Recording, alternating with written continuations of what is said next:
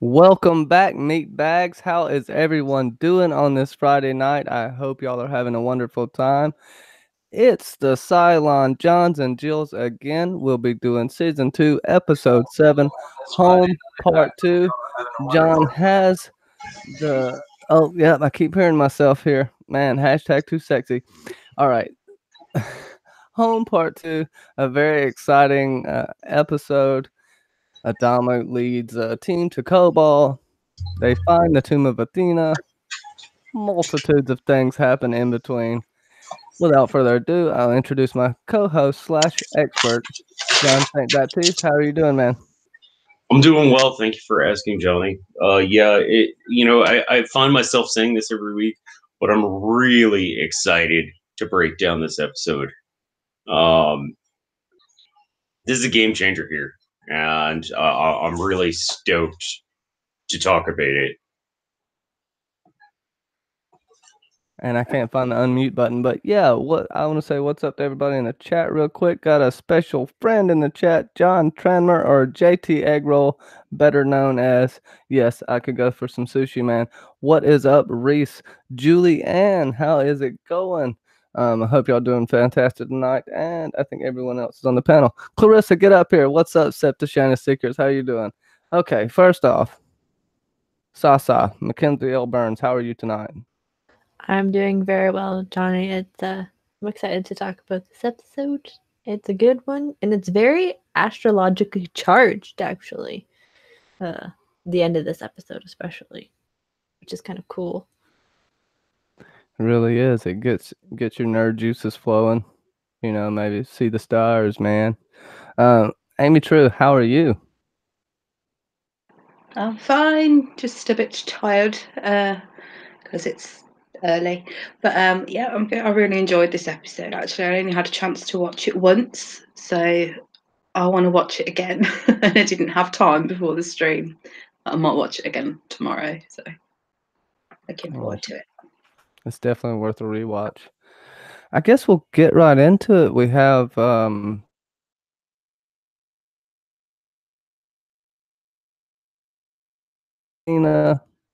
or at least find a safe haven at this point. Adama is scrolling through the religious text at the same time, and I'll kind of stop there. Did I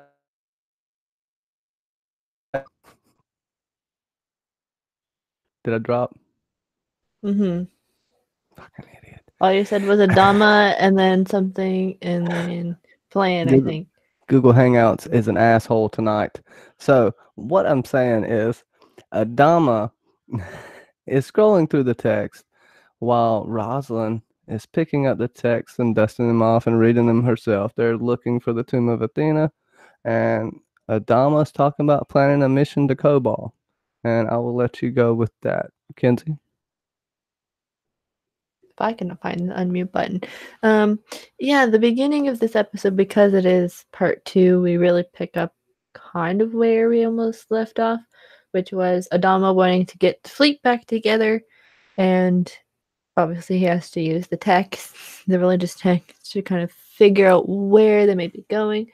They know that it's the tomb of Athena, even though Ty called it a couple episodes ago the tomb of Apollo, which is not correct. So them trying to figure that out, and Rosalind with her, it's like Adama with his crew and Rosalind with her crew trying to figure out exactly where they need to go. It's kind of cool. And also, again, this really emphasizes, especially with Adama, that all of the paper has no corners on it, and even the books have no corners technically. So it's kind of a funny thing. Besides the binding has a corner that's not cut, which is funny. Amy, what do you think about Adama's studying of the text, as well as it being intertwined with Rosalind's scenes and them scouring Cobalt, and also, you know, Adama preparing to take a team to Cobalt? I liked the way they'd filmed it, where it was kind of overlapping the two different ones. It looked really good. I don't recall them filming any scenes like that in any of the previous episodes. And Adama mentions that one of the quotes in the books about the blood price for going to Cobalt, that Zeus had said that. I don't think that's ever been mentioned before. I think we've only heard that Apollo and Artemis were two of their gods, and apparently Zeus is one of them as well, which I found really interesting. Obviously, kind of keeps with the theme of it being the Greek gods that they use. But yeah, do we find out at any point who the other 9 are? John, would you care to elaborate a little bit if you can without spoiling? We do find out a bit about the other gods. I mean, it's the tomb of Athena. So is she one of their gods as well? Right. Yeah. And Zeus is referenced earlier, a couple episodes ago. Tom Zarek brings it up. Yeah, he calls Adama Zeus, doesn't he? He calls Adama Zeus. Yeah. But some other gods from different mythos have been brought up in very quick conversation, like not extensively, but they have been brought up. I picked up on that. That was just something that piqued my interest. And I was very surprised about Rosalind's apparently waterproof paper. What was going on with that?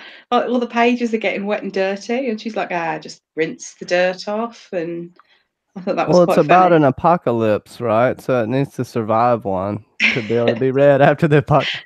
Made out of cockroaches or something. It's indestructible paper. Yeah, I was thinking, I wish all my books were that waterproof, but I got the feeling that maybe the page fell out of her book. Yeah. You see up. sort of her touching the book as well, and it's obviously getting soaked by all that rain, and it's not doing the book any harm. Like, she's still opening it, and the rain's falling on the pages, the ink's not running, the paper's not damaged. It's just like a magical book that doesn't it's not affected by the water at all. Clarissa Thompson and Amy, very intriguing thoughts as always, and I can't confirm or deny anything you're saying. Clarissa, how is it going tonight? How are you doing? Good. Clarissa Thompson, everyone. I survived. Yeah. Quick word to anyone living in southeastern British Columbia or northeastern Washington State near the Idaho border, anywhere around there, just don't go out. Stay home. Stay home. I was in a town half an hour away from me, and it took me 2 hours to get home because there were so many accidents. So stay home. We're just glad you made it safe. What if you can talk about? We're just talking about the opening scene a little bit, where you have a Rosalind and her team kind of searching for the tomb of Athena. She's picking up the pieces of her religious texts, the scriptures, and it's intertwined with Adama reading the scriptures, and him building up a team. What were your thoughts on that? Did anybody notice that on the Galactica, the one that they were looking at, it says the Book of Pythia, but up to this point, it's constantly been called the Scrolls of Pythia? Has that been an inconsistency, or has it been called both throughout the show? Because I don't remember hearing it called the Book of Pythia. When I first watched it, because I like history, I was thinking the original texts were found on scrolls, and that's why it's called the scrolls. But that's okay. I can see that. I'm not sure if that's even the case, but that's how I thought of it when I first watched it. I don't know if John can elaborate on that or not. That's a good question. That's how I interpreted it as well, that the original writings would have been like a scroll, and now they have it in book form. Mm-hmm. Well, it's like I at least my assumption has always been it's kind of like a Torah. Like, if you go into a synagogue, the Torah is still written on a scroll. It's still kept on a scroll, but obviously the Pentateuch has been put into book form since then. Right. So it's, yeah, it's not like, I mean, I'm sure that the Bible was written on scrolls originally, but people call it the good book, not the good scroll. So it was just a little thing that I noticed, and I was like, I wonder if that's like a thing. I don't appreciate you getting snappy, but I'm joking. You ain't seen nothing yet. Yeah, I thought that it was kind of interesting that you start to think, oh, okay, well, Adama, maybe he does agree with this religious viewpoint. But then the point at which he says, it doesn't matter, we don't believe it. They believe it, you know, right back into perspective again. Because I was kind of wondering if the near death experience had left him with what's the term I'm looking for? It left him with, inspiration, I guess, or an epiphany to faith at all. So those are sort of my big questions in that opening part. Is that A we come are to talking about? Jesus moment, so to speak. Hmm? A come to Jesus moment, so to speak. Yeah, yeah, That's what we call it here in this part of the country, anyway. That doesn't have to be a religious revelation, but it's a moment of realization. And mm-hmm. Yeah, yeah, a divine inspiration of some kind. So I was kind of wondering if that was kind of going on, but yeah, no. As we got into it, I was like, no. But I thought that was a good sort of play on that So subject. I'll kind of try to lead it here. And John, if I skip over anything, just remind me. We'll go back. But we kind of get into Adama talk about reaching out and mending fences, right? Then we pretty much cut to seeing Tom Zarek, uh, talking to Meyer about assassinating Lee. And then later it comes into talking to Boomer, and we can kind of get into that if you want, and then we'll track back. But everything kind of involving the assassination, we can go ahead and get into and put that into one if you want. And since I started off with Sasa first, I think I'll put Bobby in the fire. How are you doing, Bobby Catalano? How's it going tonight, my friend? I'm irritated. How are you, Johnny? I'm good. I'm good. Is Google giving you fits? I wish I had my soundboard, but battery is dead, Oh, unfortunately. it's giving me a real bad time. I do have my Master's Nook, courtesy of Handmade by Bobby. Ting! Wish I had like. Jeez, I really like that book up there. Oh, it is fantastic. It's my Weirwood. pride and joy. Mm-hmm. Yeah, I put my face in there and I have crazy dreams. So Bobby, what do you think about this episode, especially in the beginning and kind of leading up all the way till they're talking about assassinating Lee? What's up with that? I didn't know what was up with that. I had to watch them both over just to have a clue what was going on, and I finally got a clue what was going on.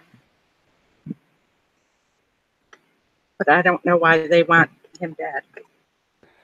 Well, I guess it's a power move. He's not doing what they say. Whiny, whiny, boo, boo. We'll see what the other panelists think. Big news. Don't worry, I'll have the soundboard shortly. It'll be charged up. So we'll go with Amy. What did you think about that plot leading up? And also Adama wanting to mend fences, having that change of heart, metaphorically and physically. But a bunch. Yeah, I think obviously I wasn't here last week, but I think I wasn't shocked when Adama said he was kind of wanting to get everybody back together at the end of last week's episode. I think he's kind of, especially the fact that he's now separated from his son, he's just had enough of everybody arguing and opposing each other. I think he's just kind of gone, it's not worth it, because there's so few that they know of. They're the only humans left, and he's tired of people being divided, I think. So I was when he said that he was sort of going to put a team together and go to Cobalt, though, and he said he was taking a Viper, I did wonder if he was going to be actually flying, because we've heard before that he was a pilot. So I was a bit disappointed that he wasn't flying, actually. And then the killing Lee plot with Maya, when that started last week, I think you could tell that Zarek is maybe not quite as into it, and he's trying to see how it's actually going to play out, maybe. And it seemed like he was setting Maya up so that he can kind of let him do his dirty work for him. I think that was his intention. And he obviously sort of Maya's kind of like, oh, we need to do this, like trying to push it forward, and he's sort of kind of trying to slow him down a little bit because he wanted to make sure that he wouldn't be able to be blamed for it. I think he's playing the long game, and he's going to use other people to do his dirty work, I think, so that nothing can be turned around on him. It seemed quite sneaky on his part. And I want to know more about what his motives are, because I feel like we still don't really know very much about him as a character. So I'm hoping that we kind of get some more character development from him now that he's kind of being in the episodes a bit more. I can tell you he will hit a jukebox and it'll come on. It'll fix itself. Some sort of magic powers with music. I don't know. Maybe he's a Cylon. But he's up to something. Definitely up to something. Oh, this is Amy True speaking with that buttery smooth voice of hers. Yeah, that's who it is. Kenzie, would you like to pick up on that? And yeah, Lady Dreamfire, shout out, shout out.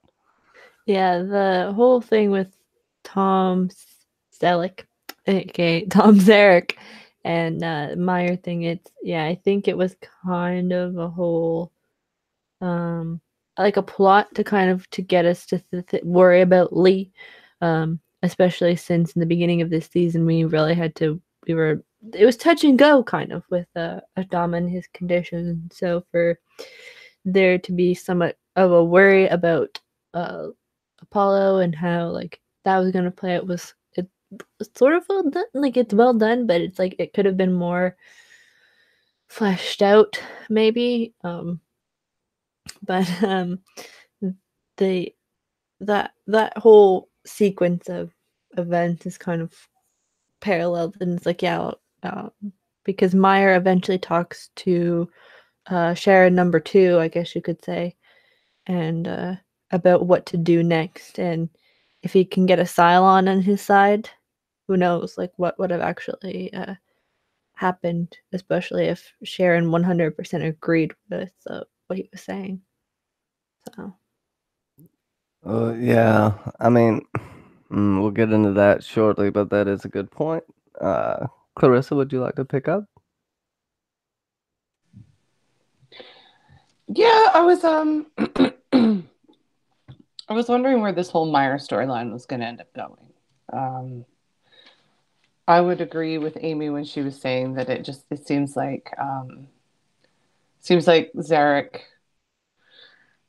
he'll be able to pawn off his dirty work on other people. And it seems like that as long as he has loyal followers, he'll have, little whispers in his ear, giving him, if not already existing delusions of grandeur, possibly influencing them in him to a just and noble cause.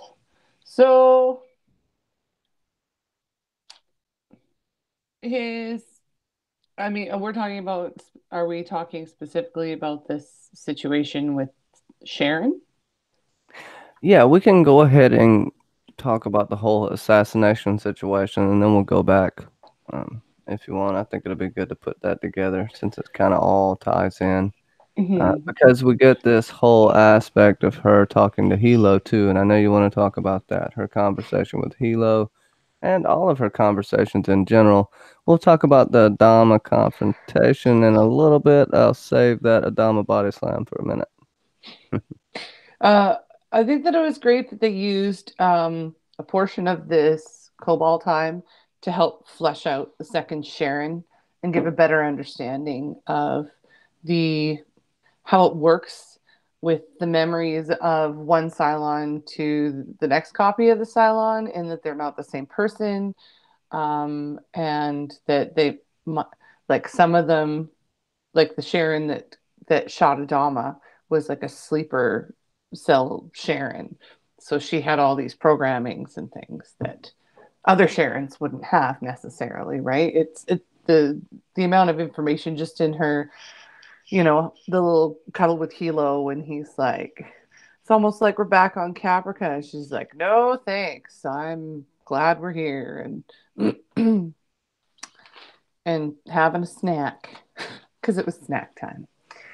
And yeah, I thought that it was a really brilliant way to explain a bunch of that without having to rely on like the dry, this is how Cylons work in some interrogation or something, you know? Because it's not necessarily everybody who learns about all this, but the viewer does right away. I like that. Good point. Bobby? I'm sorry, I was yelling at my sister. What'd you say? It's okay. Jennifer Catalano, come back. She left How dare already. She's a brat. Oh, my third channel, Julianne, is Mackenzie L. Burns because I'm always on there. That's basically my third home. So it was. Go Yeah. ahead, Bobby. It's true. What am I going ahead on? Talk about Sharon, her involvement in Apollo's attempted suicide. Her talking about, I'll take the old man out, yo. Now later we'll talk about the confrontation in a second. And go ahead, John. I see you itching there. Go ahead, John. Well, I just think this whole storyline was. I agree with Clarissa. It gives a lot of information without explaining. It's a lot of show don't tell, which I thought was really good. And then the way it comes down, because you're wondering until at least the first watch through. You're wondering until it happens. You're like, oh, is she gonna shoot Adama again? And then she's like, boom, takes Meyer out, and she like just hands Adama the gun. She's like, I want you to know I'm doing this of my own volition. Like, that's some pretty intense stuff. Like, and I think this might be telling us quite a bit about the nature of Cylons. Like, they are their own persons. Just because I'm the same model as somebody else, we might have had the same experiences up to a certain point. But once those 2 points diverge, then it's a completely different life. And the life that Sharon had on Caprica is entirely different than the life that Boomer had on the Battlestar. This was really confusing. This episode and the last. Well, you just have to divide pi times 967.735. That'll tell you exactly how many Cylons are in each fleet scenario. Then if you Just multiply times the speed of light, divide by the speed of sound, you'll get jack shit. That's what I got. No, I got 1 point out of 2 episodes. Just one. No, you didn't. You've been getting a lot of stuff every week. I figured out one thing. You think you figured out one thing. You figured out more than one thing. John can attest to that. We'll go a little more into it. We have the meeting again with Adama and Boomer, and this is kind of what really sells that she'll kill the old man again. This is kind of why Meyer buys this, why Zarek buys this. She uses this to her advantage, but also she lets this happen. And goodness gracious, is Adama strong. Man, who would I want to take this first? Clarissa, Adama Mama, take it. And then Amy. And then back up. Hitting Amy third never and looks then bad, clean by the up. way. Yeah, I'm just rambling. Yeah. That moment was intense because as soon as they locked eyes and she like walked up and he was just like, I was just like, what's he gonna do? What's he gonna do? Is he gonna hug her? Is he gonna yell? Is he gonna go, what the hell is this? But it was just like, boom. And he took her down so fast.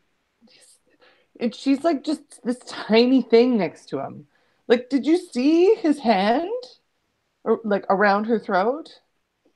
Although I have to say that moment as he like is releasing her and she looks at him and she says, and you ask why? Because of when he said why to the corpse of the last one. And it's like, wait a minute, but she was a corpse and he said that and she was already dead. Like for a while. So something's still alert in that other Sharon back on Galactica. Well, I think that was an allusion to his speech that he gave at the end of the pilot. Well, we never asked why we deserve to live. That was always my impression, anyway. See, and I got because they did have the flashback scene right before that, where he's standing over the Sharon corpse, and he says, "Why?" And so when he lets go of her throat, she looks at him and she says, "And you ask why?" I was just like, what can that Sharon on Galactica hear? Even though she's dead for like since before he was in a long time. Like at least a couple days.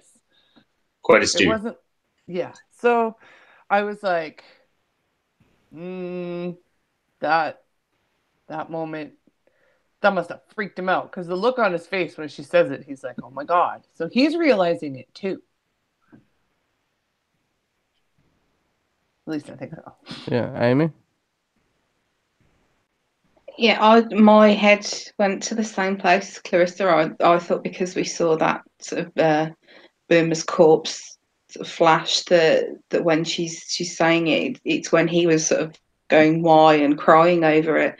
And I was thinking the same thing, like how does she know what he said to a supposedly dead copy of her? I mean, she's been on Caprica for quite a long time, as far as we know, as well. And you would think that she would have memories up to the point of when she was made, and that would be how she knows.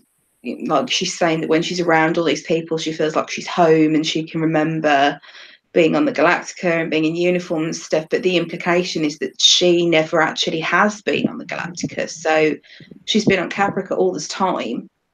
She's had childhood memories too now, though. Like memories of growing up, so... But you'd think she only had the memories up to the point where this particular copy was made. So, but now it seems that actually she knows other stuff from what the Boomer on the ship was doing. Well, does that mean she is connected to the network and she's lying? That's what I was thinking. Like, can they download more information from other copies that are around to kind of get more info, so they're not just stuck with the information that they had from when they were created? I just thought it was quite interesting. Or is she connected with every other single Boomer that there is? Is that why? She disconnected herself. I'm just throwing out scenarios here. She was talking in the previous episode, in the farm episode, that she hadn't downloaded certain data or something. So I'm not sure that if she is like able to access some sort of like mainframe, and it could be more that the copies are more connected to each other. Which I suppose would be useful if they're kind of trying to infiltrate places, that each copy knows the same information. It would be. Plus, Julian has a good comment. And what's up, the night who smoked the laughing tree? Julian has a good comment.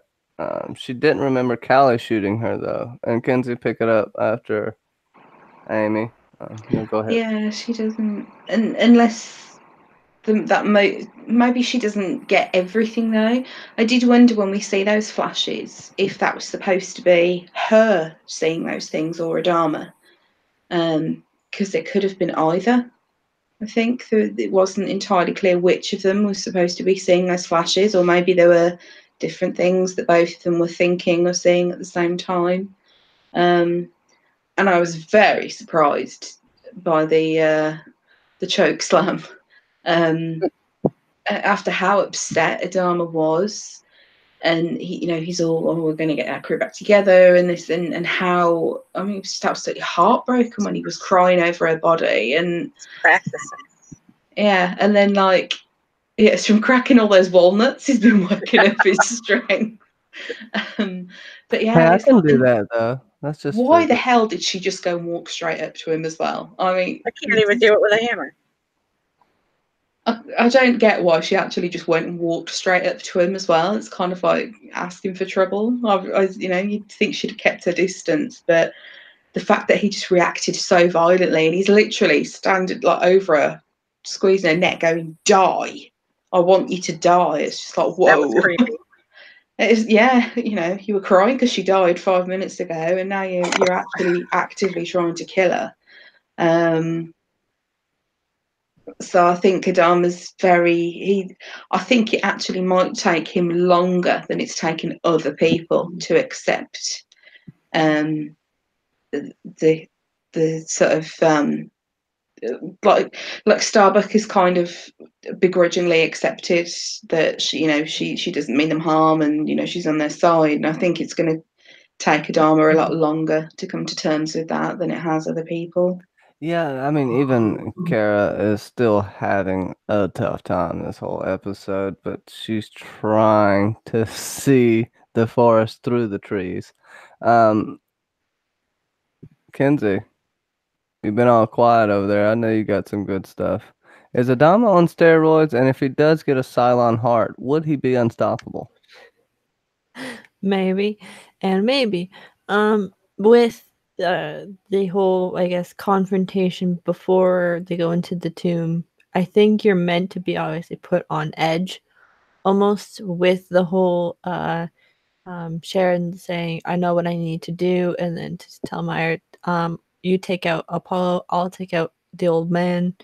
So you automatically think, is every single Sharon supposed to kill Adama?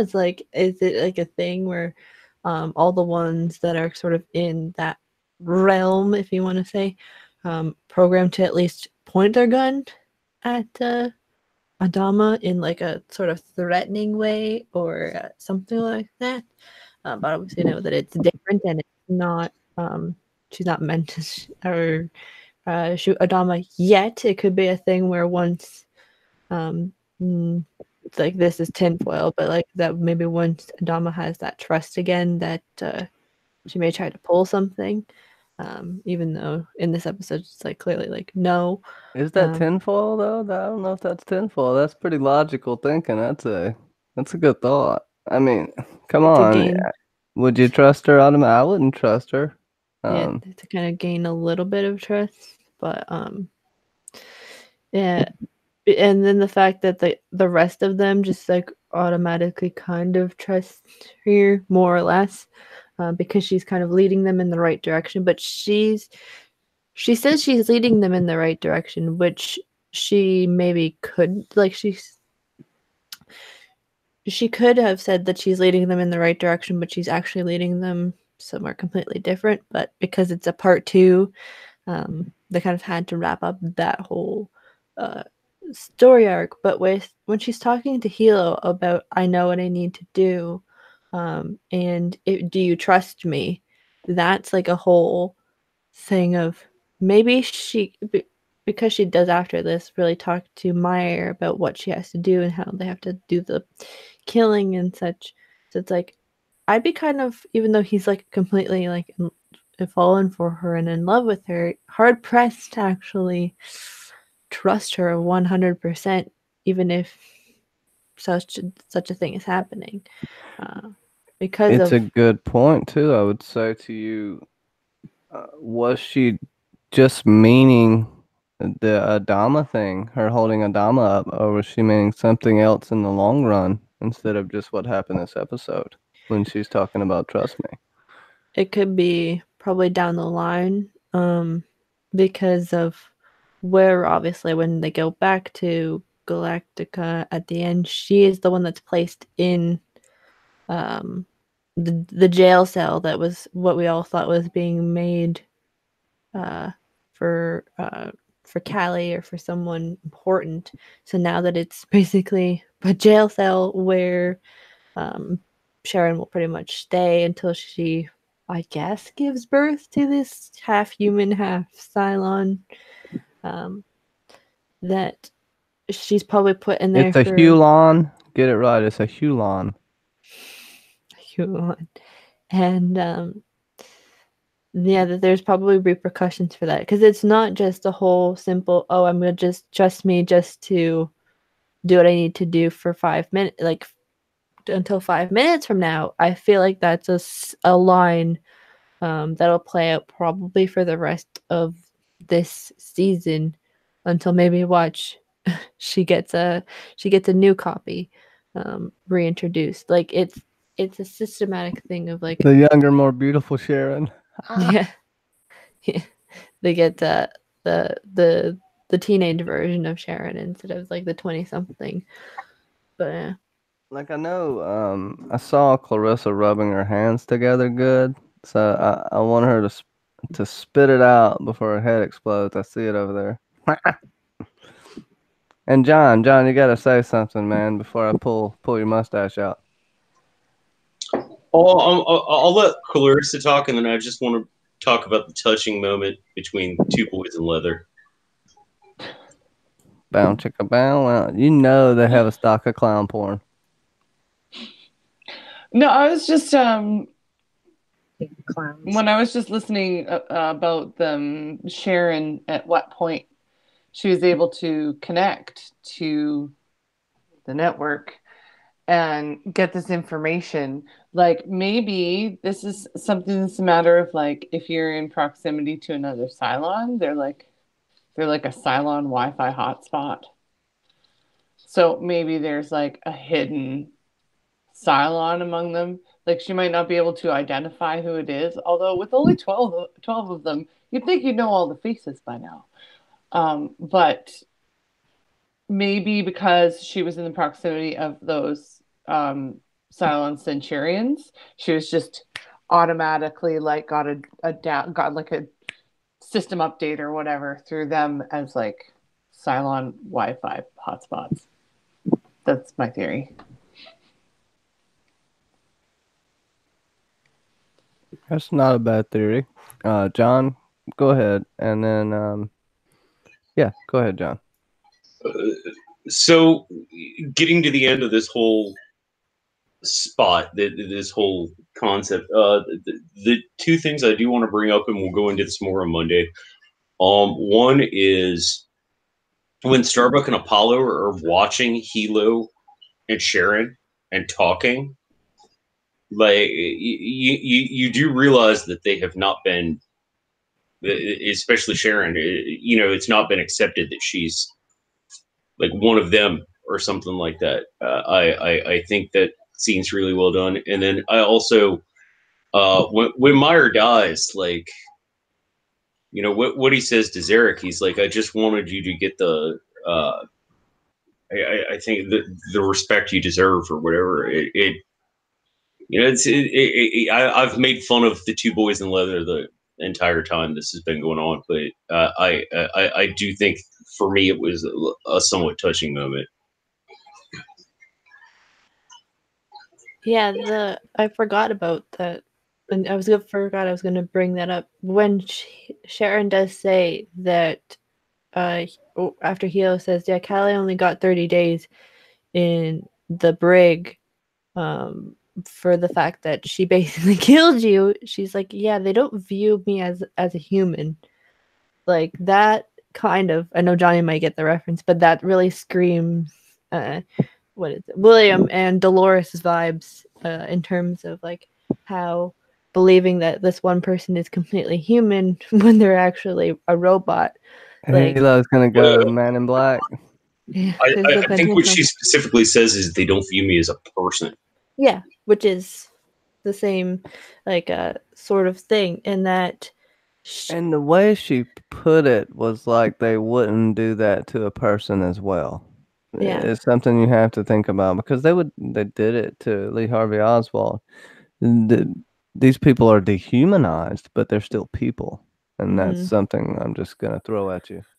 Yeah, and I think Hilo really struggles with the fact that the girl the girl that he is in love with happens to be not technically a girl, but a Cylon that's made to it gussied up to look like a girl, and the fact that his baby mama, I guess you can say, is not considered human because technically their relationship is not 100% like human and human. It's like human It's an and interspecies robot. breeding. Yeah. Like I don't Yeah. know, John. Is there a term for that? I think yeah. I think interspecies breeding would be something you could use. But this is what it all comes down to. And I think this is what's been kind of driven into our heads for the past few episodes is how human are the Cylons, specifically how human is Sharon. Yeah, And whether she's human or not, is she a person? it's hard to say because they kind of almost tick like all the boxes for like even though they don't call themselves artificial intelligence, it's kind of ticking all the boxes of artificial intelligence. Besides kind of the understanding like what human suffering is, even though they feel it. So it's kind of hard to distinguish because it is man-made, but like man-made in a different sense. Yeah, it's a good point. And we'll kind of go to where she pulls the gun, and then we'll step back to soccer mom status, plus all the reunions we get in this episode. Uh, she pulls the gun, Meyer pulls the gun, but she shoots Meyer. And she deliberately does this for Adama to trust her. It's very overly done, but I thought it was really good cinematically. Who hasn't talked in a minute? Bobby, what did you think about that? Did you think she was going to shoot Adama again? I thought she was, but Mm. then when she didn't, I figured What'd you out what she was doing. What'd you think when she shot that juggalo? She shot that juggalo. You're the juggalo, Johnny B. Juggalo. Oh, snap. I don't know. She did just that. She needs his trust. She needs protection. Yeah. Oh, that's a very good point. Very good point. She needs protection. She knows where she's going. Clarissa, I guess I'll go to you because you rubbed your hands so much earlier they have blisters on them. So I'll let you talk a little bit. Go ahead. I don't know if I necessarily thought that scene was overly done. Like, I thought she was over the top, not the scene. I thought she herself was over the top with it, not the scene. Like she was like I don't know how to describe it. The scene was well done, but right. she herself went over the top, if I'm making sense. Like not the actor, but the character. But okay, no, I see what you're saying. In my opinion. I don't know. Because I mean, she knew that whether or not she was participating, Meyer was looking for a way to kill Apollo. You know, I mean, she's not stupid. She figured that out. She knew that if he lived, then somebody was going to get shot by this guy. But she didn't play along. He was still going to take action, whether she was a part of it or not. So I think she didn't. I don't think she just. I think she orchestrated it the way that she did because of the situation that they were in and the fact that she knew that Dama didn't trust her. She couldn't just turn around and be like, "He's trying to plot to kill Apollo." Yeah, I mean, she got. He had to be caught with his hand in the cookie jar. Oh yeah. Oh yeah. So I don't know that she overdid it, but at the point that she turns around, that's his cue to pull the gun on Apollo. She turns, she's like, bang. Because it basically says, without saying a word, we had a plan and I turned on him. And you need to listen to me, which is why she never took her gun down and kept pointing it at Adama. Because the second that she let that go, she no longer had the floor. So she said her thing, because the realization the last Sharon was shot by Callie and that Callie didn't face any consequences other than like 30 days confinement. Like that was it. I didn't mean to trigger you, Clarissa. Can I just No, say, happy birthday to Dog from the Dog Show. Ooh. It was his birthday yesterday, Was and it? I Happy didn't birthday, dog. get to tell him. So happy birthday, my friend. Live long and prosper. He's like, no, don't say that, because I think he's an avid Star Wars fan, but I think he gave up on Star Wars now. So, The dog actually saved our asses last night because we were having so many tech issues for Dog's some man. fire. It And was a lot dog, of fun. All Posted hail it. the mighty dog. yeah, all hail the Yeah. mighty dog. Dog needs to be blue. Hey, Yeah, baby. yeah. Come here. So- Come here, dog. So I think that when she Oh, my. gave her speech about how this is my choice, there are no sleeper programs in me, she's just like, I made this choice. This is my choice. This was not a plan. Here's my gun. I definitely think it was orchestrated on her part. Maybe it had to be overdone so that she could make her point. No better way to get to Effectively. Adam's heart than to save his kid's ass. Yeah. I mean, She needs especially. protection. Did anyone especially- catch that gun and the one that Meyer had were not military issue guns? Yeah. What's Yeah. the four? They What's mentioned the it in fourth the thing on show. Apollo letter got gun? What? What's the name of that pistol that he gave Sharon? Had the 4 chambers. God, what is that called? It's got some fancy name that I can't think of the name of that pistol. Here it would be a Derringer. It looks Um, bigger than a Derringer, though. Yeah, it But maybe does. she's just tiny. Yeah, I forget the term they used for it, but like a Derringer pistol only has 4 chambers. Prison soap guns, says Julianne. Don't drop it. Kenzie, Amy, do y'all have any final thoughts on, Well, I think- Sharon's I saving the dog?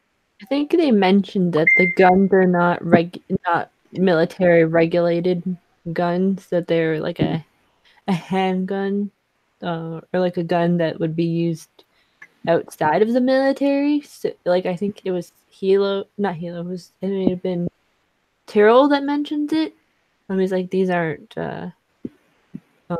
military grade guns or something, and then I think it's like him and Apollo talk about it, or Well, to something. that, how many more do you think would be out there? That kind of is the apropos question here. It's probably on what is it, Astral Queen, that they would have those like extra ones.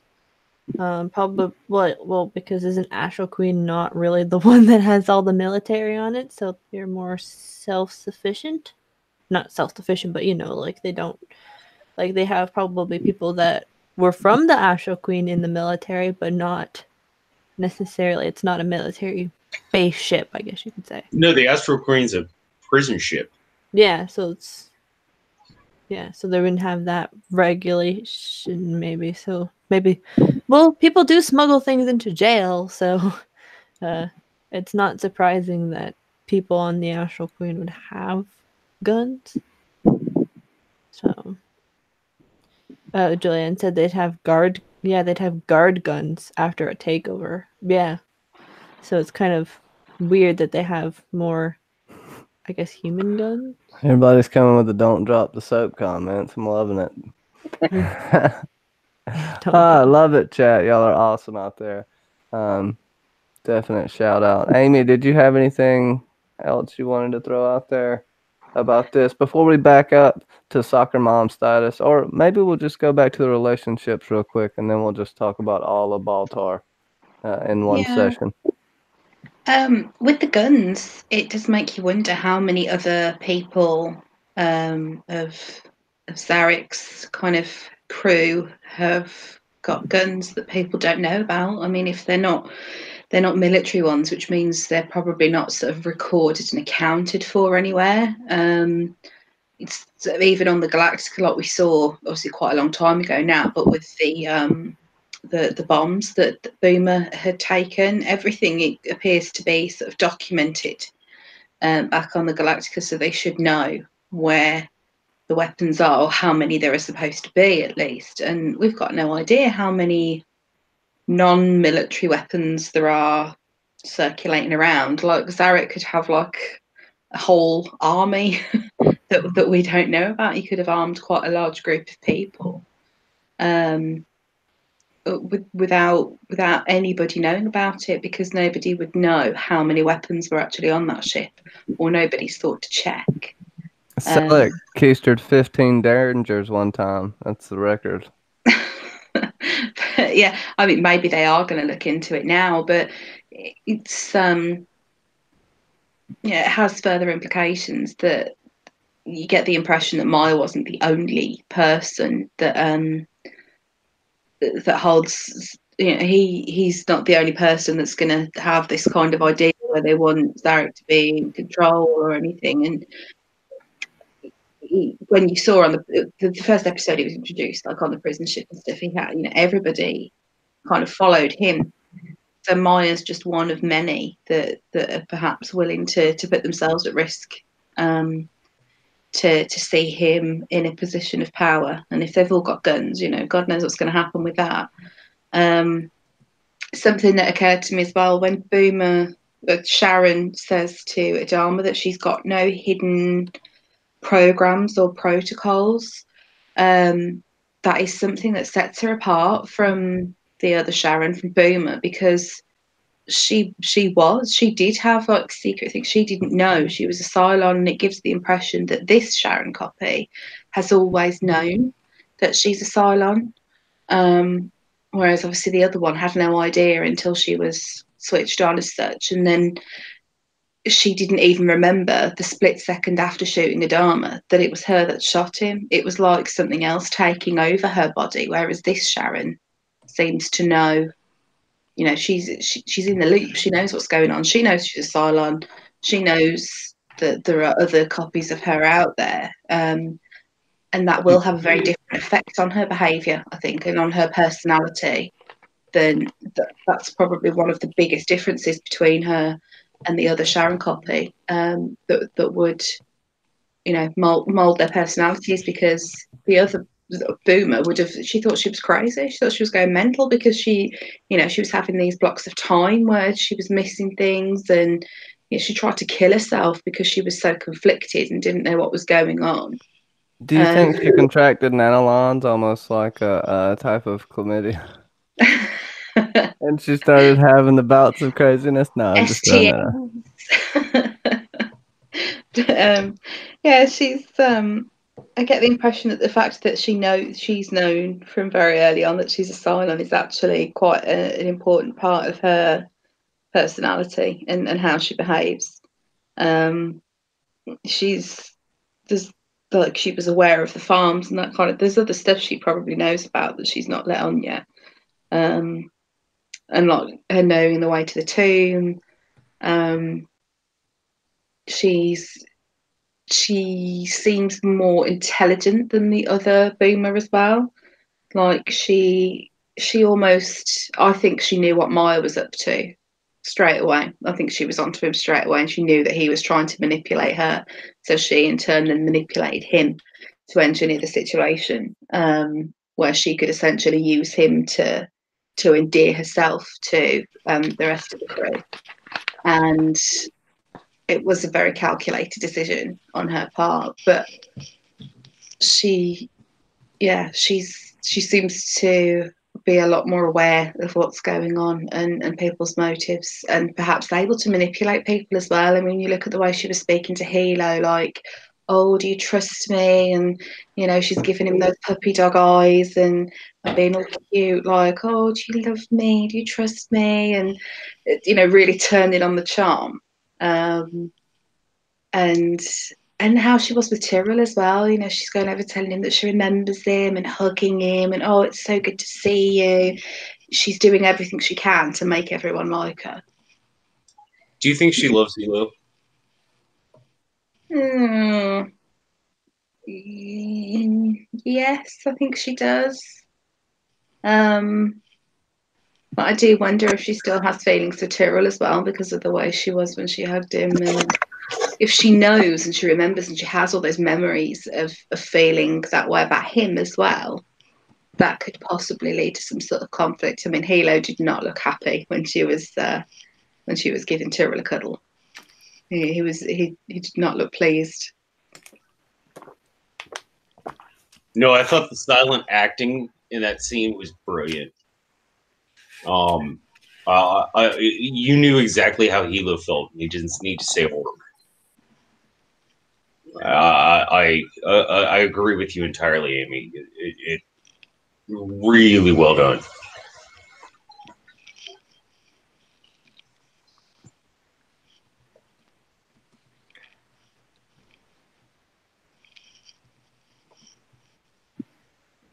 We're all muted. What's going on? Sorry. Well- Hello, Sam.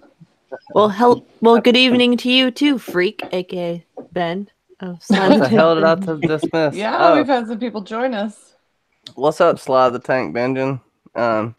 Sick of duck, man. Sick of duck.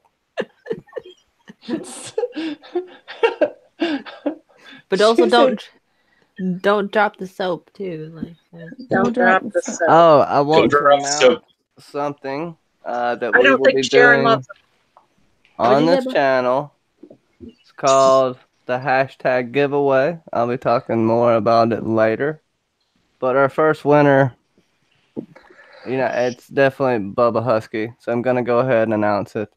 Bubba, be expecting a PM soon so I can get all your personal information and I can come visit you and we can, have a sleepover or something. No, No. honestly, Bubba, hashtag Nanolons. So you're going to get something personalized with your hashtag on it. Just remember that in the chat, folks. I can only say so much. So just remember what's happening here because there's a fine line.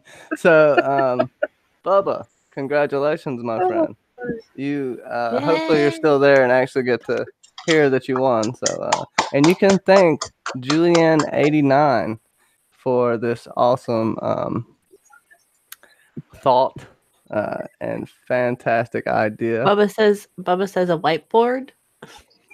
I can't tell you. There's a few things that will go on. I'll It sounded get like with you to Johnny's pick Analons. something. But Yeah, and you are the winner, good sir. So now you don't have to feel so bad about losing at trivia. And then Julianne says hashtag too sexy sleepover. Oh shit. I actually have John's Nanny-Lons, and I've become smarter and stronger. So Did you They- guys good see? trade-off. Did you guys see in the chat that the dog show says Nanolon fiber is a unique and revolutionary fabric technology that is hundreds of times finer than one human hair. It is. It is. That's what's so ironically funny about it. I was like, why have I heard of this stuff? That's probably why.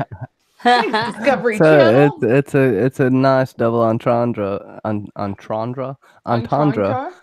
by the brilliant Bubba Husky, who is a idiot savant just like myself. So we're accidentally smart as hell all the time. So that's how we do it.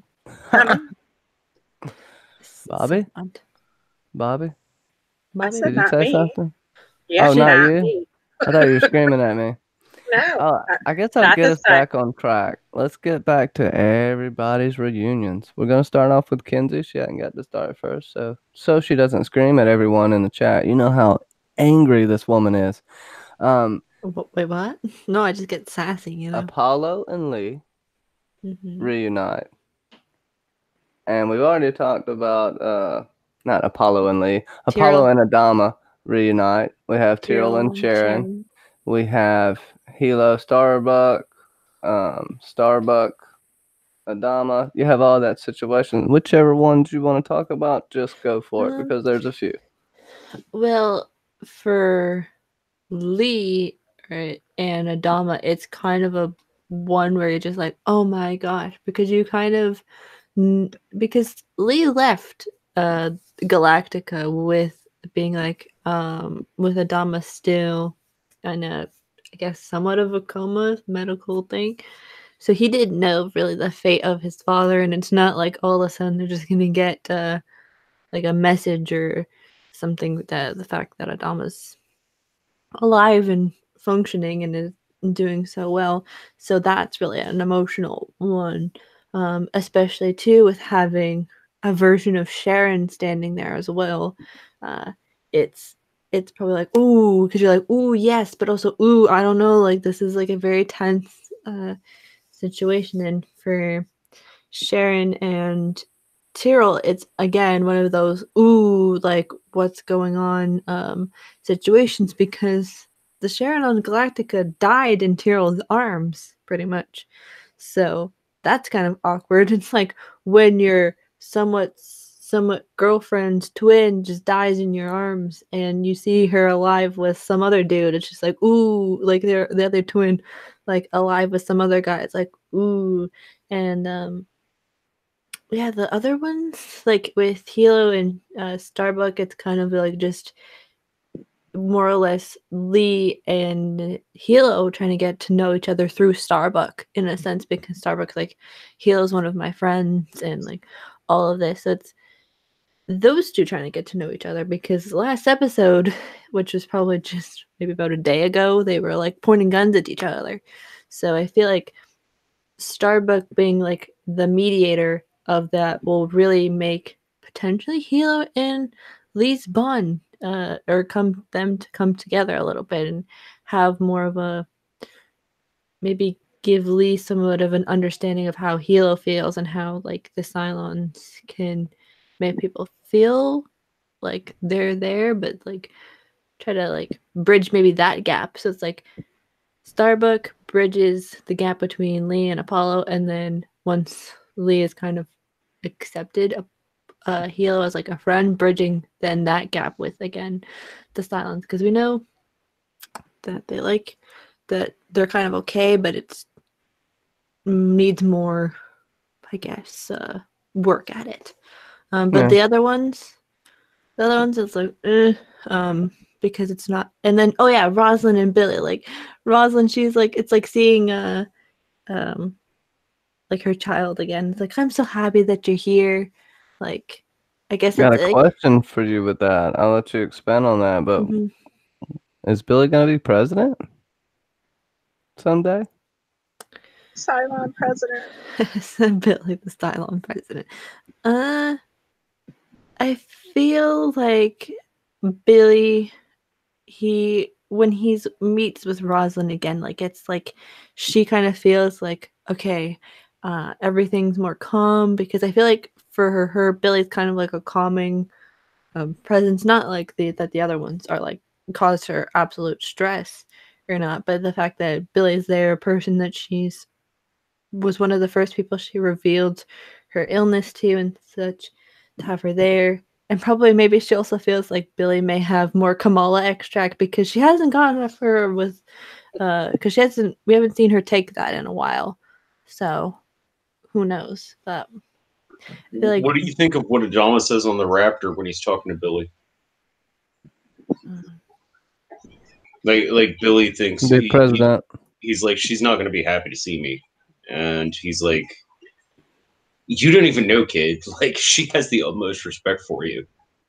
yeah, I feel like there may be like, I don't, because it's a presidential thing, it's kind of hard to be like, this is the next person that's going to be in line after me, because right now it's Baltar that's technically the vice president. So if something was to happen to Rosalind, it's usually what I would assume, like with American government, is that the vice president then becomes the president. So then would Billy then become vice president to Baltar if like that was to happen, like a voting system Oh my was to God. happen? That right there. Abbott and Costello. Who's that first? So, And Clarissa, Amy, chime in whenever you feel like it. Amy, you haven't blinked in a while, so I'm worried about you. Oh, that's just your avatar. Yeah, that's my Cylon. Obviously, I can go hours without blinking. I just don't want to expose you all to my even more pale than usual face. It's it looked like crap today. I don't believe you. Oh, Bobby, you have no idea. So, did we actually see Rosalind say this about Billy? Because I don't remember this happening, and I think maybe John? Adama was just saying that to make Billy feel wanted, maybe to try and. Adama just tells him that, but I mean, it didn't seem disgenuine to me anyway. She really does No. like him. She does, but I can't see Billy ever being president. He's too nice. He's poor. He's like this little boy that's just been kind of shoved into this role, and he wouldn't be able to He's cope. innocent. He is, yeah. He does seem quite innocent, and like the one time he tried to do something slightly not very innocent, like when he was trying to get information about Adama from That was so Dee, funny. and she was onto him straight away. He was as subtle as a ton of bricks. He just hasn't got it in him to be involved directly like that, in all the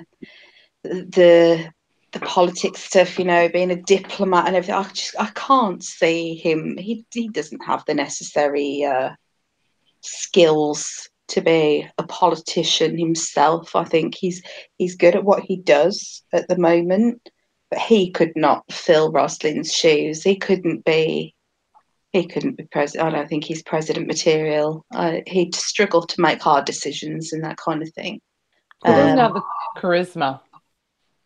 No, it's not just that. He just doesn't. I don't think he's got the balls to do it either. he's too nice. Well, there's the argument, though, that what makes a good president is somebody who doesn't want the job. That is true. Like we're seeing that with Rosalind. Like she didn't want this job. Yeah. She's just like, I'm 43rd in line. Guess I got to do it. Yeah. Sometimes it's the people who don't want power who are the best ones to have it, because they're less likely to abuse that power. He wasn't. Yeah.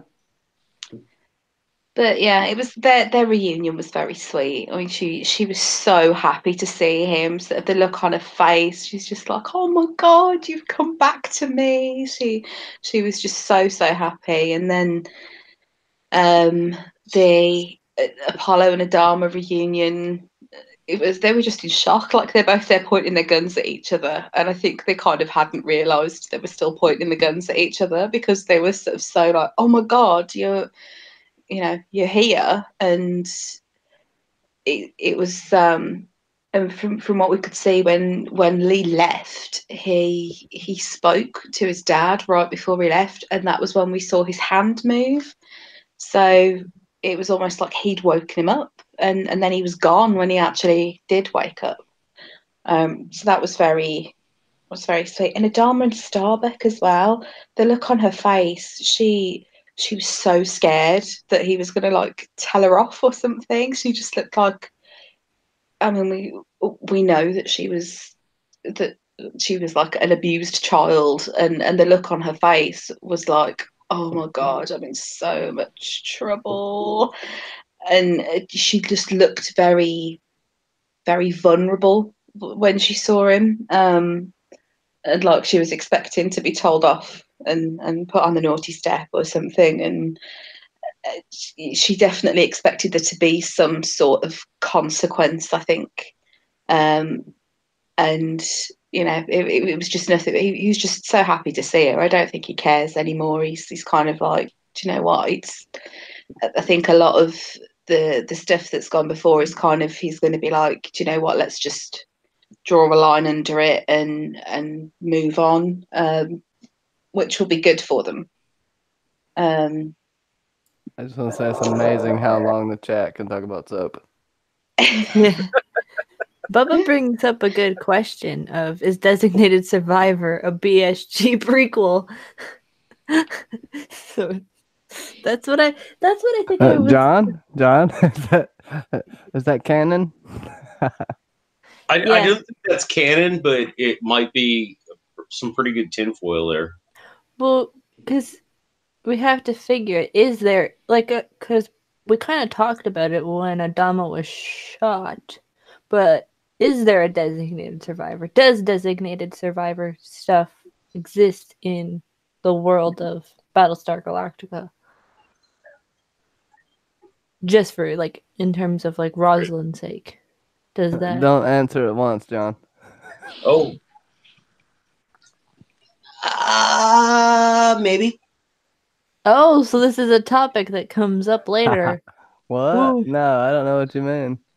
Oh, Did no. anybody else get hit in the feels when Adama touches Kara's hair? Well, Kinsey didn't get any, so I thought I had no feels. No. Like that scene, and he touches her hair. Yeah, I have no feelings. Well, no, you're A, ginger, and B, a Canadian, so She's C, a Cylon, so... And a Cylon. Uh-huh. I thought it was very sweet. It was a very paternal thing. It's kind of reinforcing that whole thing of how he does see her as family, and he talked about the rest of the fleet being family, but that's in a looser sense, I think, than how he feels about her. She is like the daughter that he never had, and it's very apparent in that scene. The way he's sort of touching her hair is it's a very fatherly gesture. Mm-hmm. Yeah, because in in part one, she did not freak out, but she did kind of like a, wait, what? When Lee talks about how, not Lee, when he talks about how Adama was shot, like, he's like, that thing shot 2 rounds into my father. Like, she, like, it's like, is he okay? So, like, there is, like, that family / respectful bond that they have going on, and the fact that kind of is like it's a moment of, it's like sweetness, but it's not like overtly like weird at the same time. They do it right, which is a good thing. Clarissa, stop spamming the chat, by the way. Okay. No, I'm kidding. Yeah. So now we have to get Clarissa and Bobby's Facebook pages too. I'm gonna go find Clarissa's right now. John, are there any relationships they haven't touched on yet? Clarissa, you want to go? Go ahead. It was just the reunion moment with Tyrell and Sharon, I thought, was probably one of the most notably awkward moments. Just I gotta go talk to my ex. I'll be right back. And Hilo's just like, okay. It was just one of those moments that I was like, oh, okay. Yeah, I've been there. Oh, cold-blooded. Not good. So. Look at all the likes you got. Especially. Oh, look, Bobby's already hating on you, Clarissa. Oh no, there's gonna. I've had that page for a few years, so. And then especially too because Sharon's pregnant, so it's like, ooh, the extra bit of a sting to it. Like, yeah, even though. You can talk about how she knows the baby's gender, which becomes more credence to the end of the episode. It's a girl, and we'll segue from this to Soccer Mom and Baltar. So, who's Soccer Mom? 6. What's Soccer Mom this week? You didn't see my teaser. She's a freaking Fruit Loop. Is Baltar the Fruit Loop? That is a question as well. We're going to. And also, Who another Baltar question I was. have that is going to be very pertinent in the end, but I'm going to save it for the end. What Six calls herself. But we'll talk about that later. So, Boomer, having a girl. Since Kenzie brought it up, I'll let her speak. And since Amy isn't blinking, I'll let her go afterwards. Um, Is blinking but her signal to go. talk a little bit about Boomer and the girl, and then Baltar's conversation with himself or Six, and he's going to get an MRI from old Doc Cottle, who, gives wise wisdom as usual. I'll let John talk a little bit about Cottle in a minute. That way, because I know he loves him some Cottle. Go ahead, continue. You want me to refresh you? No, it's just Oh. my thing was going all weird. Like trying to get the chat going again because it signed me out of YouTube for some reason. Hashtag weird thingy in the chat. Yeah. Yeah, the when because first we see Six and she's naked, which is like, okay, that's such a Baltar thing to think about because they haven't had like a sexy moments in a while, so it's kind of funny how he just picks her naked, and then throughout that conversation of, yeah, I'm just a figment of your imagination, you crazy person. And then I just like feed your like kind of like feeding your worst impulses, and so on and so forth. It's kind of funny, and then he like turns around or something, and then she's just fully clothed in a tracksuit, like all of this stuff, like with a t-shirt that has a high neckline and all this stuff, and it's just all like them clothes. it's like what? Because normally she's either in a skimpy club dress or nothing. So it's kind of funny to see her have multiple layers and her hair tied back. And when she's playing with him during the MRI machine, it like I understand like how that is because like I've had those before, and you have to stay very still, or else you get in trouble with the doctor. And then she's like, huh, like she's like going like around and being like funny, and then you can tell Doc Cottle does not want to do this. He's like, you hypochondriac, and like walks away. That was funny. After he gets the results. So it like this whole bunches of scenes. One on every fracking ship.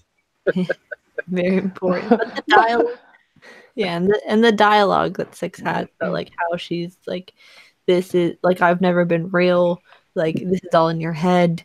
It's like she is actually what is that it's wondering if this is actually what is true, or she's just saying that to make him go like woohoo a little bit more.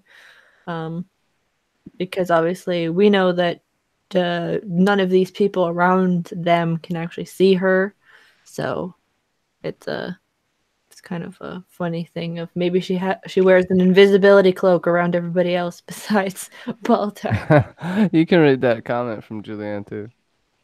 Oh, 1 second, let me pull back up the freaking It's chat. in the side. I pasted it in the side chat as well. Oh, it says I thought this was like the god episode. She was messing with Baltar to prove her point. Yeah, it kind of seems like that way. Especially too when there's that question of like, is the baby going to be born in this room? She's like, yes, and obviously we know at the end of the episode where the baby is from. Oh, sorry. I was about to say, oh my God, Julianne, great point. I'll kick it to Amy since she still isn't blinked yet. All she needed was a cigar, and she was totally acting like Starbucks. Catch that. Yeah, except if Starbuck had been sitting on that chair like that without any clothes on, she'd at least use a towel. Like, come But you know she's jealous. Starbuck doesn't take baths. What do you mean she'd use a towel? Yeah, Starbucks. I'm Does just Starbucks saying. even own a towel? I'm just. For the record, I'm yes, I just do saying take baths. that- I take quite a few. Six is either a figment of his imagination, or she's like sticking around the Galactica, clam stamping the furniture. Like, come on, like, put a towel down, girl. I've never heard anyone use the term clam stamping before. That is fucking hilarious. Amy, you scared the shit out of me. Come out of nowhere I'm talking. sorry. I was sat here laughing. That was amazing. Clam stamp. Yeah, no. Yeah, I've never heard that term before, but I have every intention of using that not at any either. given moment. It's incredibly funny, and I have a girlfriend of mine, and she and I use the term regularly. I'm definitely dropping that into conversation wherever I can from now on. We're assigning tutoring. It's the equivalent. It's a woman's equivalent to a tea bag. It's a clam stamp. Oh boy. Anyway, Does it? dear. I bet, depending on what time the moon is waxing, is the color of the stamp, right? Oh God, Johnny, You either that's have awful. you either have like a white, you either have like a white crusty Johnny. stamp or a red. No. You go too far. All right, you guys, move it along. I You totally bought- get. Oh my God, look at Johnny's completely lost it. Oh, I'm sorry. Oh, no. Larissa, this is all your fault. I know, but it was just like the second that I saw that scene, I was just like, Look, clam nobody can stamp on talk. the furniture. Where's the towel? Jeez. Oh, God. I've never been so I'm glad to see dying. a girl in a tracksuit. John literally is wiping tears. This is good. Now everybody knows what our conversations off air are like. Oh my God. Yeah. Yeah. True. I totally get what Julianne's saying about her behaving like Starbuck though, because that was what I thought. The way she got her hair tied up, even the way she was speaking was very Starbuck, and she started doing that when he said, "Oh, who's going to be the mother of this child? Is it going to be Starbuck?" She got very funny about his tryst with Starbuck previously. She was not happy, and I think she was doing that on purpose to mock him, because so. of it. She was trying to make him think he was crazy, and I wondered if actually the whole reason she did that was because of him saying, "Oh, is it going to be her?" She was doing all of this on purpose to mess with his head. Essentially, it was like it was some sort of test, and maybe just to see what he would do if she could convince him that he was crazy. And yeah, she looked really weird in a tracksuit. Like the only other program that I've ever seen her in, the actress that plays Six, was Lucifer, and she's always very well dressed in that as well. You know, she's like a high flying lawyer in that, and so she's in like a smart suit, and it was really really odd seeing her with like a hair scraped up and in a tracksuit. It looked really really odd. It's quite disconcerting. It's just like she doesn't look like her. Still no shoes. No shoes. Well, if she had shoes on, people might hear her walking around. It's so she can tiptoe around like a Cylon ninja. Well, put on some socks. Don't risk a veruca. Some socks. Like, now we're leaving toe stamps everywhere. It's toe stamp, yeah. toe stamps. But I was just thinking it's weird that she didn't choose to have like bunny slippers or something. I was like, they missed an opportunity. Did you think that they were going to find anything in the MRI? No. No, at that point. But Doc Cottle, when he's like, "Would you stop being crazy You've been the biggest there?" chip advocate this entire series. I did think for the whole time that there was going to be a chip, but the fact that she was encouraging him, she was trying to make him think he was crazy, and she was encouraging him. It was her idea. She told him to go and get an MRI. If there was a chip there, she would not have told him to do that because she wouldn't have wanted him to know. But if it was her and then it was him and then him and her, then it was really him that made the decision. It was never her in the first place, if you're looking at it that way. I just confused myself. It's 3:40 in the morning for me. Don't do that. Sorry. I can't brain that much at this time of day. I followed you, Johnny. I understood what you were saying. Yeah, no, I know what you mean. It's is it his thought or well? I'm not even going to try. I do Luke know what you mean. I just can't explain it. drinks and nose just popped in. Said just got home. What the fuck is going on? Don't know, but hashtag clam stamping. That's all I know. Clam Going stamping the with this, furniture. we find out that who the baby is. Y'all pretty much had this pegged. Yeah. We find out who's carrying the baby. We know that it's a girl. You can throw that in there. And also, Baltar is coming to this realization. Now we have this big moment. This is kind of a big deal to whether or not this is true. Because Six has been lying this whole episode. Is she really an angel sent from God? I know it sounds crazy, but hey, this show's crazy as shit. Baltar may still be crazy. What? Wait a minute. What Dun, if dun, dun, dun. what if Baltar is getting signals not because he has a chip, but because he's a Cylon? Dun dun dun. They very well could be a Cylon. I mean, Everybody could be Cylons. Adama did the Cylon choke slam. He's number one, right? Number one. Because Did you see Adama him ain't gonna play that. boxing? He's king of Okay, the so hill. Tony, I got to bring it up. You know who my favorite wrestler is and why I love the choke slam so much. The Undertaker. I'm like Macho Man Randy Savage. Oh yeah. Oh Yeah, the choke slam was pretty funny. Undertaker. Oh, being Okay, the expert, so I don't think I can say anything on this topic. no, I'd say shut the hell up for now. No, I'll let you. No, honestly, I do want you to explain a lot of stuff we got going on at the end when we go into the Tomb of Athena. Definitely need you hardcore for that. But right here, I want y'all to speculate on what do you think about what Six said? Is it possible that she could really be an angel? That's kind of a question I'm posing here. If she was an angel, though, wouldn't that mean that all the 6 copies were? It doesn't really make that much sense. Which Because there's more than one of her, and what are they all angels? Is it just her? Is she special? You could argue that you have a couple of different, two, maybe three different Six. Six is the act different. Now you could also Yeah. argue that they're like Boomer and kind of have individuality, but then we Maybe. know that Boomer is the most human. So I don't know. But, I'm gonna like, run in circles.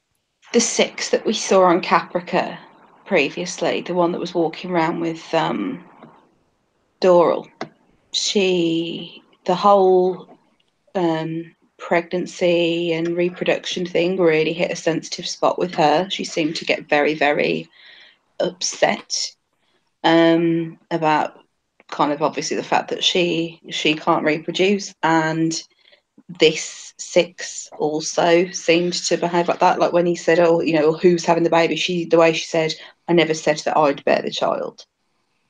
She did not look happy about that. She's still, that copy of 6 essentially is also upset that she can't have children. Is the impression that I got, and I don't know. I think it's more maybe that's what she thinks she is, or she doesn't actually mean it in a literal sense. She's not literally like saying, "I am this heavenly creation that's been sent down from heaven." It's just how she perceives her role is that of an angel, not that she is literally an angel. I think it's more in a metaphorical sense. Like a Jiminy Cricket A to Jiminy Pinocchio. Cricket. That's a Does hell of a anybody else Jiminy love fucking the before, Cricket. phrase "wake up and smell the psychosis"? She's told him before that she's his conscience. So, yeah. I just, for me, that was one of the greatest pieces of speech that has been in this entire show. Wake up and smell the psychosis. Like when she's having her soccer mom moment, like that for me. And I'm not going to tell you guys what is actually going on, but I thought that was just a brilliant piece of dialogue. A good thing is, okay, if she's saying this, can you think back to moments that correlate with her being an angel and Baltar being what she says he is, supposedly? This protector, this blah, blah, blah. Now, yeah, he still could be crazy as shit. This could be a simple coping mechanism for what he went through. Also, lots of coincidences. So, good yeah, point. one of them being that when he kind of crash lands on Cobalt with the crew that he lands with, she's wearing white and a long flowy dress, which most people say that stereotypically that's like an angel type like feature, and like taking him away and like away obviously to the opera house and such. Like there's sort of like that whole thing, and like this is what's supposed to come, I guess, the prophetic thing of with the baby and like purity and all that other stuff, even though she's probably not pure. But yeah, there's some stuff that hints at it, and especially because she can't be seen by like everybody besides that one time she was Shelley Godfrey. So yeah, there's. Did you guys read what Julianne had put in the comments about Shelley Godfrey? I got it in the side. Yeah, go ahead, Clarissa. I was just reading what Julianne was saying. Shelley Godfrey just appeared and disappeared on ship. So they have technology or the ability, like an angel, if you think about it, to appear anywhere and give messages, which is an interesting point because we know that the Cylons follow a monotheistic religion of some kind, but we don't really know the details. We don't know the stories of their angels. Like she tells Baltar that she's an angel, but I mean, did the 12 colonies, the 13 colonies, did they have angels in their religion? Would that even compute to anything to him? Well, So, or is it just a term that is used casually? Angels. I would throw this out there real quick for you to ponder on while you're thinking about that, because Julianne makes another great point. Angels are like holograms. ... Now this goes in. Are they based in any of this universe on the holographic universe theory, where the whole universe is a hologram? That's a very mainstream theory right now that has some traction, and it's been out for a while. Not saying that's what they're going with here, but this is some mind-expanding stuff to think about. So go ahead. Ha! Brain blown. Details. Anybody jump in and help Clarissa? Sorry, what? I zoned out for a second. Before she yells at me. She's like, Johnny, why are you making it complicated? About what part? Sorry. Sorry, I had to jump away for a minute. She had decided that she didn't really care for her supper. Well, John, I was telling them about maybe this universe, they implore the holographic universe theory. And Julianne made a point about the angels are holograms, ... kind of a little thing. I was kind of see if they want to run with that. So, did I drop or something? I don't know. No, because I was trying to remember what you were saying. It seems like there's that possibility that there could be that projective type of thing, but you would feel like if she was projective, that she'd have more like glitches, like the like a hologram, or stuff. Because this is what is there like an exact like year setting, or is it just based off of somewhere in the far away kind of thing? Because if it's based off of like a year like a thing, then it's different, I guess. Unless all of a sudden like they're all good at technology. Like it takes them 60 years to for Baltar to figure out who's a Cylon, but they have projective technology or software. It's unless the Cylons do that, but again, I don't know. It just then calls into question all the scientific stuff from other things. If there is the projective. Well, I did Baltar figured out a wonder. good hack to find out who's Cylon.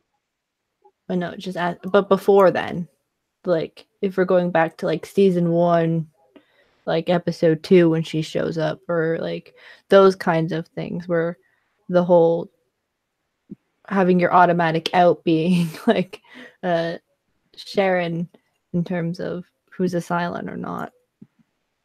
Like, would they have that type of technology? I don't know. Thing. Good So. point. Clarissa, eating her Sorry. lip. Don't eat your lipstick. No, I'm go. Go ahead, Amy.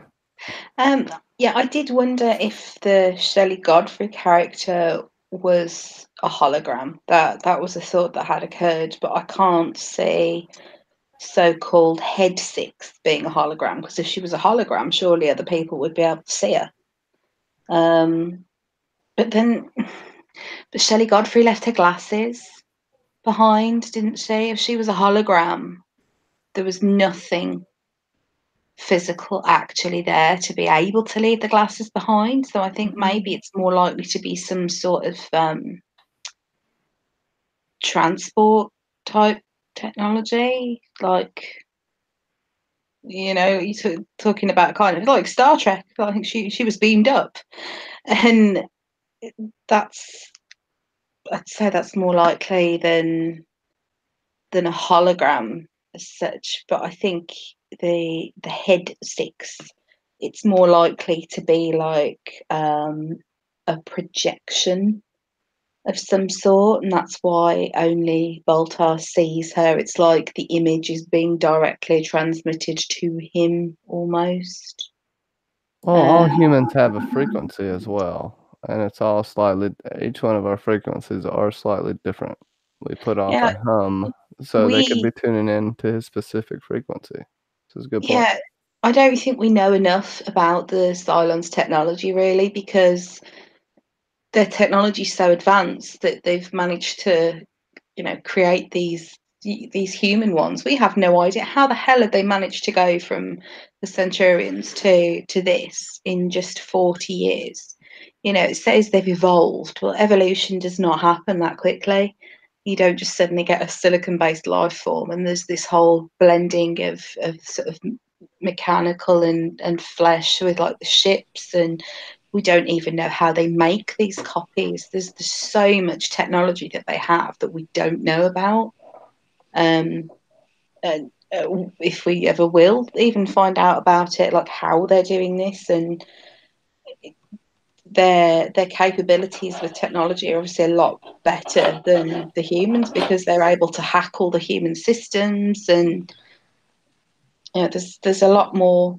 I think that the explanation's probably a lot more complicated than just a hologram or a projection. Can I interject in there for a No, sec? but So I'll let you. I'm just.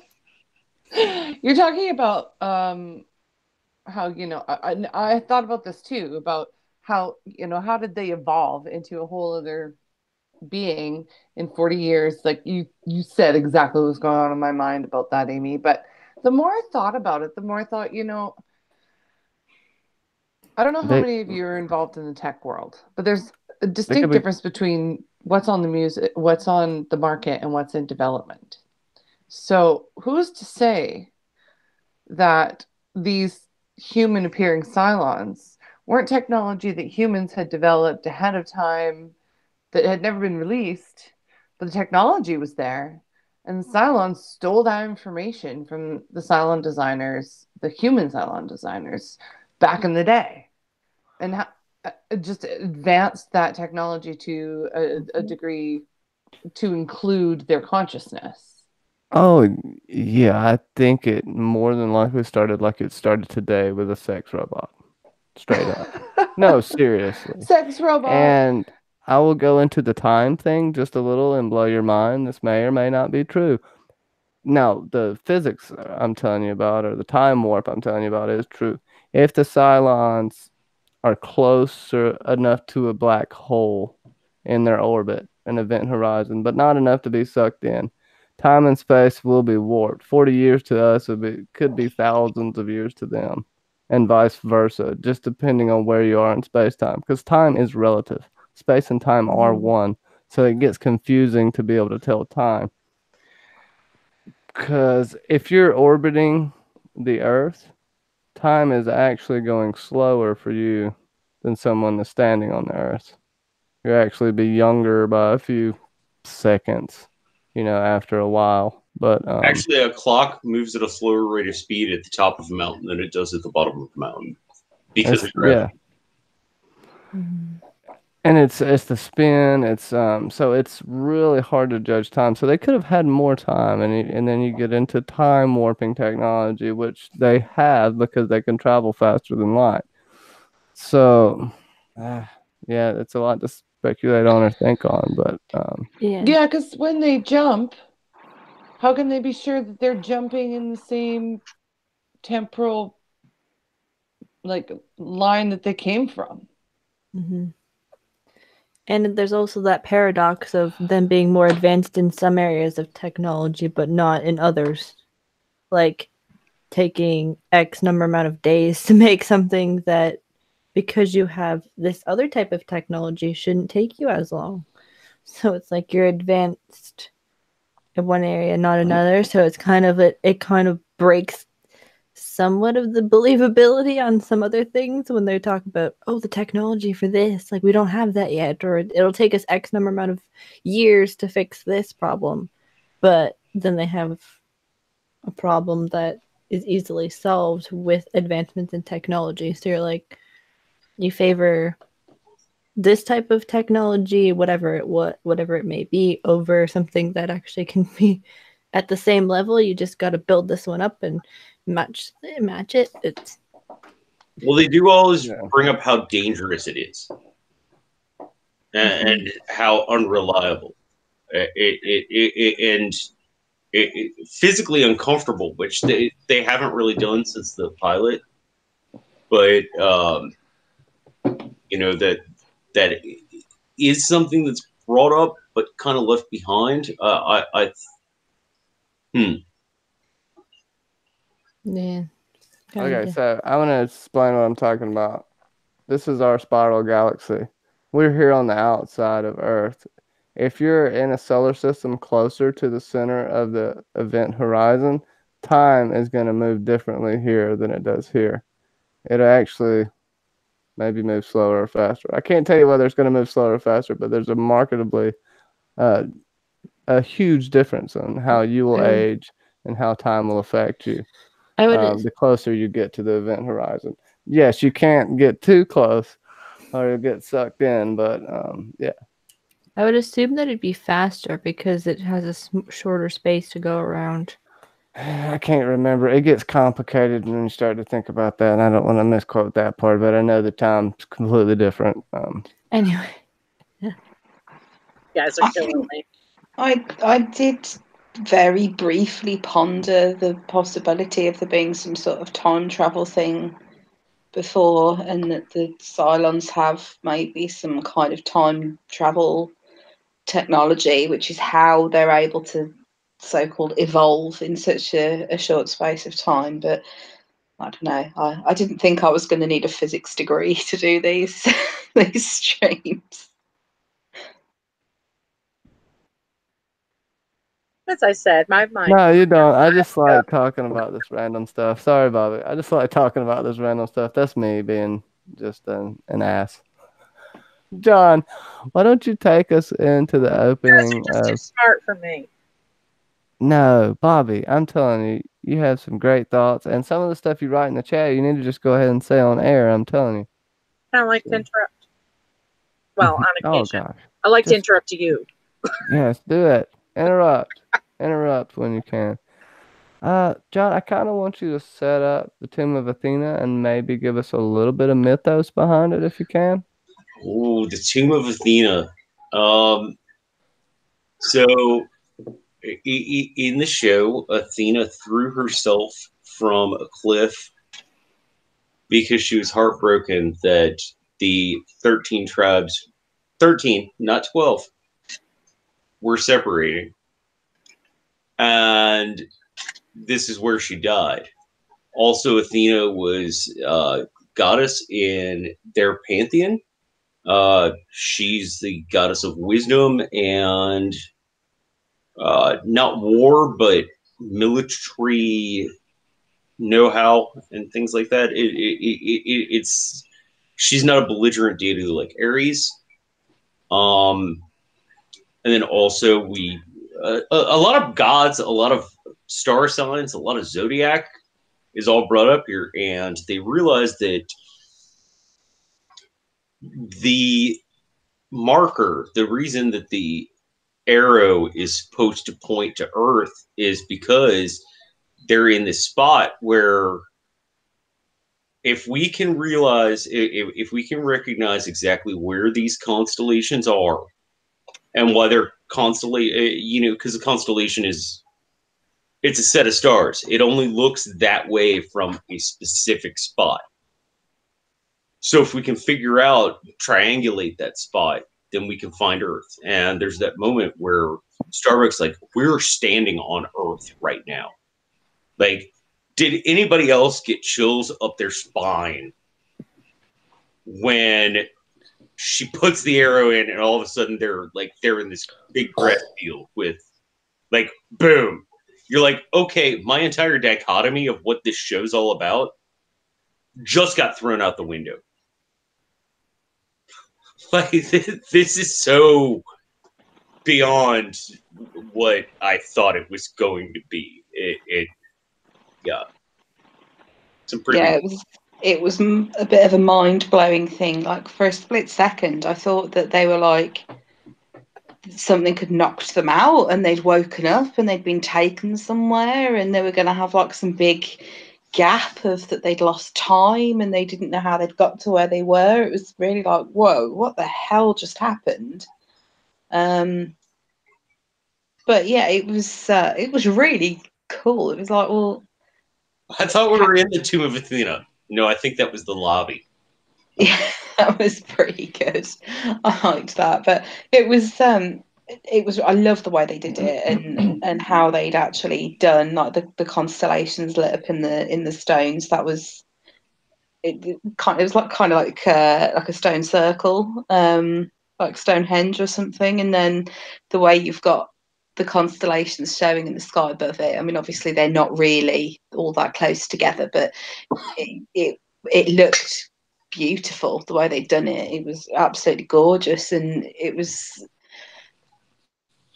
I think that is going to now convince Adama that Rosalind's sort of prophecy stuff, because when he's talking about it at the beginning of the episode, he's not saying that he believes it, but he gets that she believes it, so he'll go along with it for now. And I think this might actually convince him that it's true now that he's seen this with his own eyes. Did anybody wonder why they didn't just take the Stargate to their left? That was a joke. Clarissa got it. I did. They didn't have the dial. It didn't. It wouldn't turn on for them, I guess. Yeah.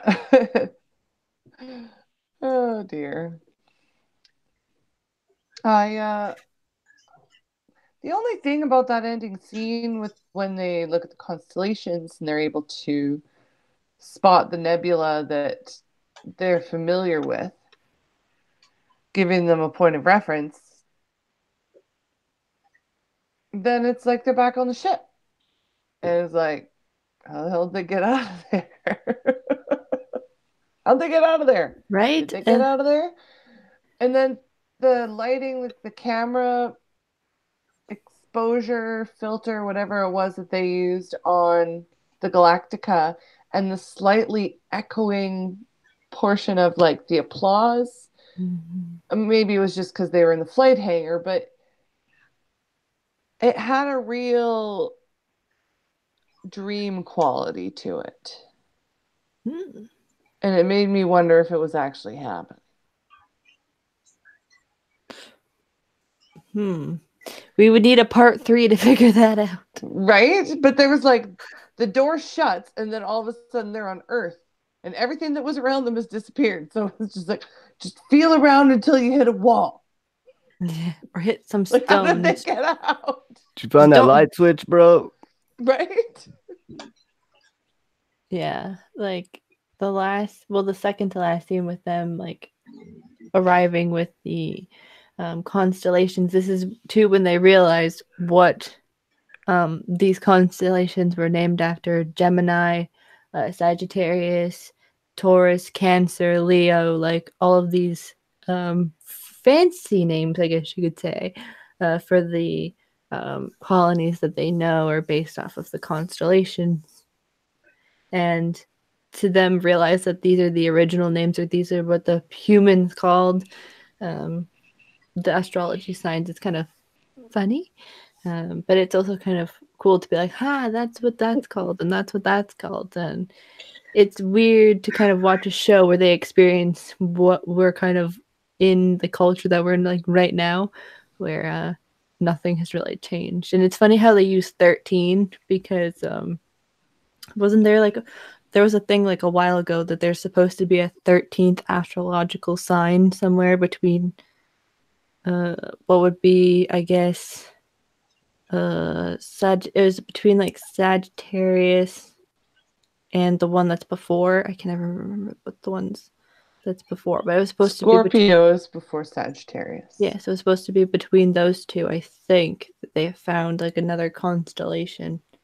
I think a couple of years ago or something, which changed like everybody's Oh yeah. Oh, yeah, I remember It was the that. Nebula. No, I'm just kidding. That's the one from the show.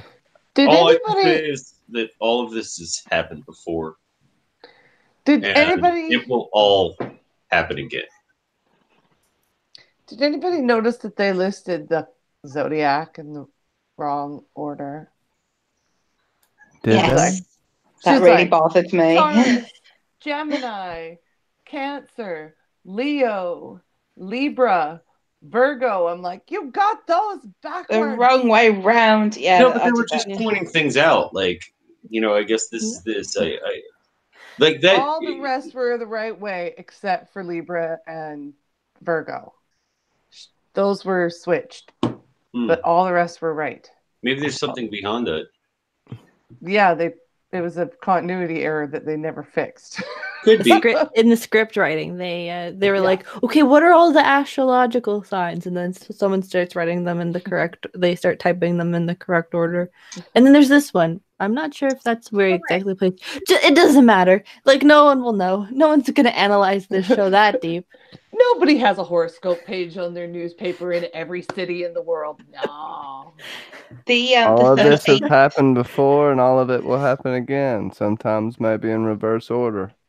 So That don't. 13th. Oh, sorry. Don't. Conspiracy. Mm-hmm. So you're supposed to interrupt, John. At the okay. end. The At the end of the 13th. show. Oh, sorry. I was trying to tell you what the 13th zodiac sign is. It's a fire kiss. It's between Scorpio and Sagittarius. Did you say a ficus? A fire kiss? A fire kiss? Oh, I thought you said Ophiuchus. Ophius or something. Oh yeah. Yeah. Not like a fig tree ficus. Orifice? It is a constellation anyway. But yeah, it's like the end of November to the middle of December or something. Be gone in November. Right, so between Scorpio and Sagittarius? Yeah. Yeah. But it is actually a constellation anyway, and that's what would be the 13th. Anybody else notice John almost rubbed his mustache off? Yeah. Julianne made a funny comment. She goes, "No one's gonna get online and discuss it on Friday nights 12 years from now." Like,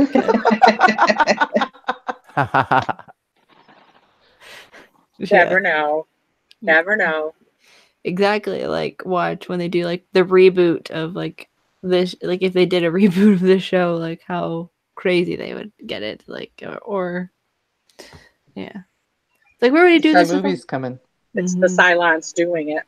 Oh, this is Mhm. They'd have to before. go with a different story. Like they couldn't reboot this. You can't mess with perfection. Well, they like kind that. of did that with going from the miniseries to the main show in a sense, or with the really old school actors who were supposed to go at a convention or something. Yeah. Like, yeah. Yeah. Well, the not the miniseries, the original series. I forget which con it is, but it's pretty close to here if I remember correctly. And a number of members from the cast of the original show back in 1977 are going to be there, and I'm going to try and see if I can make it. And if I can, there will definitely be some extra content and stuff like that. Because the original show, I mean, outside of the name, the original show and what we're watching have nothing to do with each other. No, you'll see gifs I put up sometimes of like the horrible graphics, the little cardboard. Hey, it's top of the line Vipers. back in the day, kid. It's fun to watch though. Give Dirk Benedict a big kiss for me. He's right here. You can do it yourself. Ah, see? But He was the other Starbuck. the last scene though with the clapping, it is kind of weird because like they clap for Rosalind and then they're like Adama just starts going like again, and it's just like okay, and then they all start going again. Does anybody think Adama pulled some robotic movements this episode with that? Meep. Maybe. With clapping? Well, how he was clapping because Well, I he mean, went really how he big. stares at Boomer, how he picks up Boomer, a couple of just emotions or a little. I'm not saying anything. It was just bad. I have to tease your brain and just make you think. It's a possibility. Like I'm probably lying my ass off. Did you see the boxing episode? He's a meaty dude. Well, that was before. Precious walnuts. I saw Rock'em Sock'em Robots. Well, it also begs the question: did Boomer let him? Because I mean, we've seen what Leovin's capable of. He broke his own handcuffs. Like, yeah. Just totally let him. So, Totally. was Sharon just like, "Hey, I'm going to sit here and get strangled"? She needs him. She did the The whole slow like, clap is a new Cylon disease. No, I thought that I have the slow liked the slow clap scene a lot. I have the slow clap. I really did. I think it was Adama's way of saying like the fleet's back together, our family's back together, and we're going to show appreciation for our president. This is the president who I locked up like a couple of weeks ago. He's admitting he's wrong too, being a real man. Exactly. Mm-hmm. But it's funny though. It's like I got the nanolons and I got the slow clap. Right? Just imagine like a Cylon. I got some. That's a slow, terrible death right there. No, it's like you have to clap while when you're dealing with the nanolons. You just clap. Just do a slow clap all the time. Like, could you imagine getting stamped on top of that? Does someone want to explain nanolons to me? Body slammed. You know, Bobby, remember when we were talking about the light going up and down their spines? I do. Yeah, we've theorized that that's actually just a Cylon STD and named it. Yeah. An STD. Shout out just a again. Cylon STD. That's how you know you have it, is because you get a rash going lighting up all up and down your spine. I totally missed that. Shout out again to Bubba Husky for the inaugural first winner of the giveaway. Hashtag nanolons. Hashtag nanolons. Hashtag nanolons. has So- Yeah, the I clam feel stamp. like Clam clam stamp. stamp is gonna catch on, and I'm not sure how I feel about it. But you know, And I feel then awesome Luke, about it. Luke, if I had to pick, the slow clap would be the hashtag STD for me. yeah, that might be what Baltar has. Is why he keeps seeing six. He's just slowly Oh deteriorating boy. from the slow clap. Am I Um, the only? Yeah. Am I the only one who laughed at Doc Coddle when he looks No. into the room and says to Baltar, "Would you stop being crazy in there?" No, that was funny. Yeah. I was gonna ask John I was if you wanted to mention I had Coddle. to pause Oh, it. I was boy. laughing so hard. Clarissa, Not look at Connell. chat. It amuses me most the way that all of you pronounce cottle sounds like coddle, and he is the last person that would coddle anyone. It's just I one of know. these things that Well, no, really that's tickles the me. term. That's what how I it's was pronounced, thinking, bro. Amy. Is that is his last name? Cottle. Cottle. Yeah, but Like, this is just pronounced me with coddle. my posh British accent calling it. It's just Cottle. it's just your accents. It does sound like it's with a D, and it's just really funny because he's just so the opposite of somebody that would coddle someone. Right. Oh, that's It's I really why funny. he's named that. It's an irony. Um, the American people that made it say it the same way. It's definitely not proper. We talk like assholes over here. I do as well. I drop my T's a lot. I'm not considered even remotely posh by anyone else in England because I'm from Birmingham. They think we're all illiterate and thick thanks to Ozzy Osbourne's portrayal. So, No, everybody so, knows what happened to Ozzy. He did that to himself. yeah. That's a No, to lot of be fair, partying. what a lot of the rest of the country I considers to love be Ozzy. what a lot of the rest of the country consider to be a Brummie accent is actually a black country accent, which is completely different. But yeah, I digress. And I have some nerdy astrological shit to share. So look at Clarissa's face. So I mentioned Ophiuchus being the constellation. It's actually the serpent bearer is Ophiuchus. It's someone holding a snake, and it's actually Asclepius, who was one of Apollo's sons, and he's where we get the snake around a staff thing that's used as medical symbology. Just a bit of Cautious. snakes, Apollo. It's like No, ooh. that's what it's called though. Like the snakes around the. It's a cautious. I What did didn't know. Lauren Roslin see? Didn't she see something But in yeah, a vision? Asclepius is the character, and he had the Yeah. character, the figure, and he carried a serpent entwined. Right. And he Laura was did a, see. he was Laura a god of I'm healing. trying to jog their memory. Laura Roslin did see 13 snakes. She did, and it's just all yeah, he was Dance. Yeah, it's puppets thing. Yeah, didn't she? Yeah, I thought she saw snakes. Or snakes were important. it was one of the first visions that she had, and when she mentioned it to Elisha, that was when they started making connections to the Pythia She saw, scrolls. yeah, because she saw them on the mic, like the podium.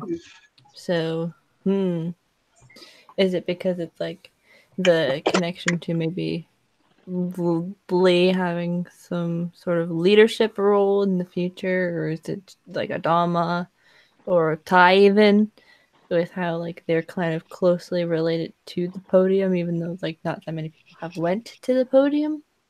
So, What was Apollo 13? Is that what Apollo. you're talking about? Ladama means leader in hillbilly speak. Ladama. I'm joking. We got hillbillies here. Luke, oh my god. There has to be some kind of a connection with Lee's call sign and everything that's going on. Apollo 13. No, but Pythia was according to ancient European the ancient history encyclopedia, that's what it is. The Pythia was the name of the high priestess of the Temple of Apollo at Delphi. Are you cheating on your test? Is this a test? I'm joking. Where's my Oh. credits, damn it? Wait, I want my money back. Oh, wait. Gold star for attendance then. Ha ha. Gold No. star.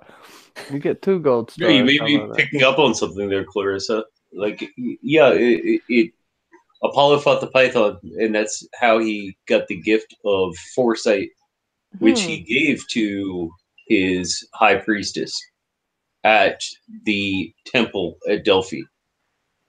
And does anybody remember Delphi being brought up before? On Caprica, It's the museum. Isn't it? Yeah, all of this has happened before, and it'll all happen again. Yeah, it's very.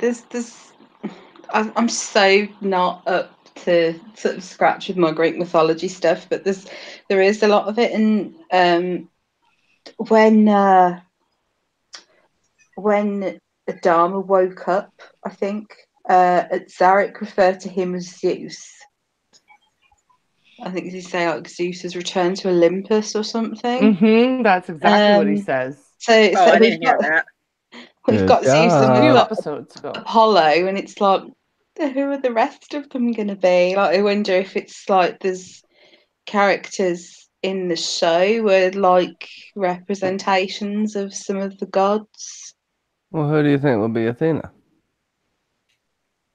Oh, I John's about to pull his mustache out. think so. Now this is because Athena was Apollo's lover, wasn't she? And was she? No, hang on. Oh, see, I'm so behind on it. I can't. I don't Oh, remember I a can't lot of say it. anything without spoiling it. But when Not his Athena never had a sister. lover. Athena was part of the virgin triad of goddesses. Was she? Athena never had a lover. She was, however, born out of Zeus's head. Wasn't that Artemis? No, what? No, it was his thigh. Wasn't it his thigh or something? No. Athena was born from Zeus's head. Hephaestus had to crack his head open to let her be born, and she Because hopped of out, and she was fully grown. Yeah, because of the pain. She caused him all this pain because of it. Oh, I don't Oh, know. my God. I'm going to have to sort of read up on my Greek mythology, I think. And I don't know my mythology. I never heard that. I did it at school a very long time ago, so I don't really remember a lot of it. But I might have to try and read up on it and see if I can But come I up have to with too. theories about who's which god or goddess. So hey, Amy, homework. you know more than I do, and Bobby, I don't know a bunch about Greek mythology, but I'm down to learn. I know a little bit, enough to understand what you're talking about. But Bobby, you're not alone. Let's Nobody knows study. everything. I don't Plus, know anything. it'd be good to study because I mean, Greek mythology is just I need a study throughout partner. I don't every pay single. attention. Well, Bobby, you know Not things. well, anyway. well, I drink make to a know rabbit, things. and we can watch BSG together.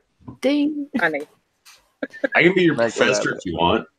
If you need to brush up on your Greek mythology, just watch Xena. Warrior Oh, I love princess. Xena. Me too. Um, I love her. I uh, love Xena. Speaking Yeah. of I love Xena, What? I don't know why Don't John you? said Are speaking. you Anyways, giving me a You Lucy said Lawless speaking of tease? Xena, Don't and you then give me a Lucy Lawless tease? did you know that Zima is really good for you and it's healthy and still legal in all 50 states? And Almost. you can't buy it in Canada anymore because it's I don't think crap. Zima sucks. But does John, is there anything you would like to go over before we do the wrap up, good sir? Who agreed to be my tutor? I think he's saying no. I just have to say, like that end scene, I really loved. I love that the family's back together. I love that the fleet's back together, and I think that more than anything, the way Adama extended the olive branch was really big. I thought that was really cool. He basically he said I was wrong. You might not have been right, but I was wrong. Mhm. was a touching moment. I Was cried. y'all? Okay, I cried. I've John, practically cried. You cry John, every episode, always man. yeah, do. That just John, you In doesn't cry fact, every doesn't thinking week. count about it right now, anymore. I'm getting You cry emotional. every week. Yeah, well, the rest of us are just like, John, you cry every week. We're all just like, Boomer farted the other day, and John cried. I no, She's such a human, Cylon. she mhm. really is. That's a good point, Bobby. You got to keep with that. Would I'm a y'all pretty like to human Cylon. give y'all's final statements? I would argue that point for a minute. I don't know about that. No, John. Julianne Uh, already has her rating. 6. Kinsey, Hmm? I guess you can give your closing statement on the episode and your rating, Am I since you're the silent? closest one to my left here. And your Cylons, of course, your Cylons. I mean, goodness gracious, great balls of fire. And your predictions for the next Okay. episode. What's the next episode called? None your business. No, Hold let's on. see. Oh, what? That's a weird name. I was about to say, I was like, that's a little weird for BHG. But Final while cut. Final cut. final cut. Yeah. Okay. Final cut. Okay. So my last thought on this episode, it was well done. It was a really good follow-up to part 1. Because as we know, these were originally supposed to be smushed together. So it's a good one. My rating for this episode is probably 9. What is it? 9 astrological. Wait, no, 9 astrological. What was it? I had it and then I forgot it. 9 astrological adventures. There we go. And the Cylons for this episode are Ty. Ty, who is it? I usually go with Ty, someone, and then I usually do Ellen. So I feel like Ellen, we haven't seen Ellen in a while, so I'll take her off for now, but she can always pop on. So it's still Ty. What did I have before? I had, and can never remember right now.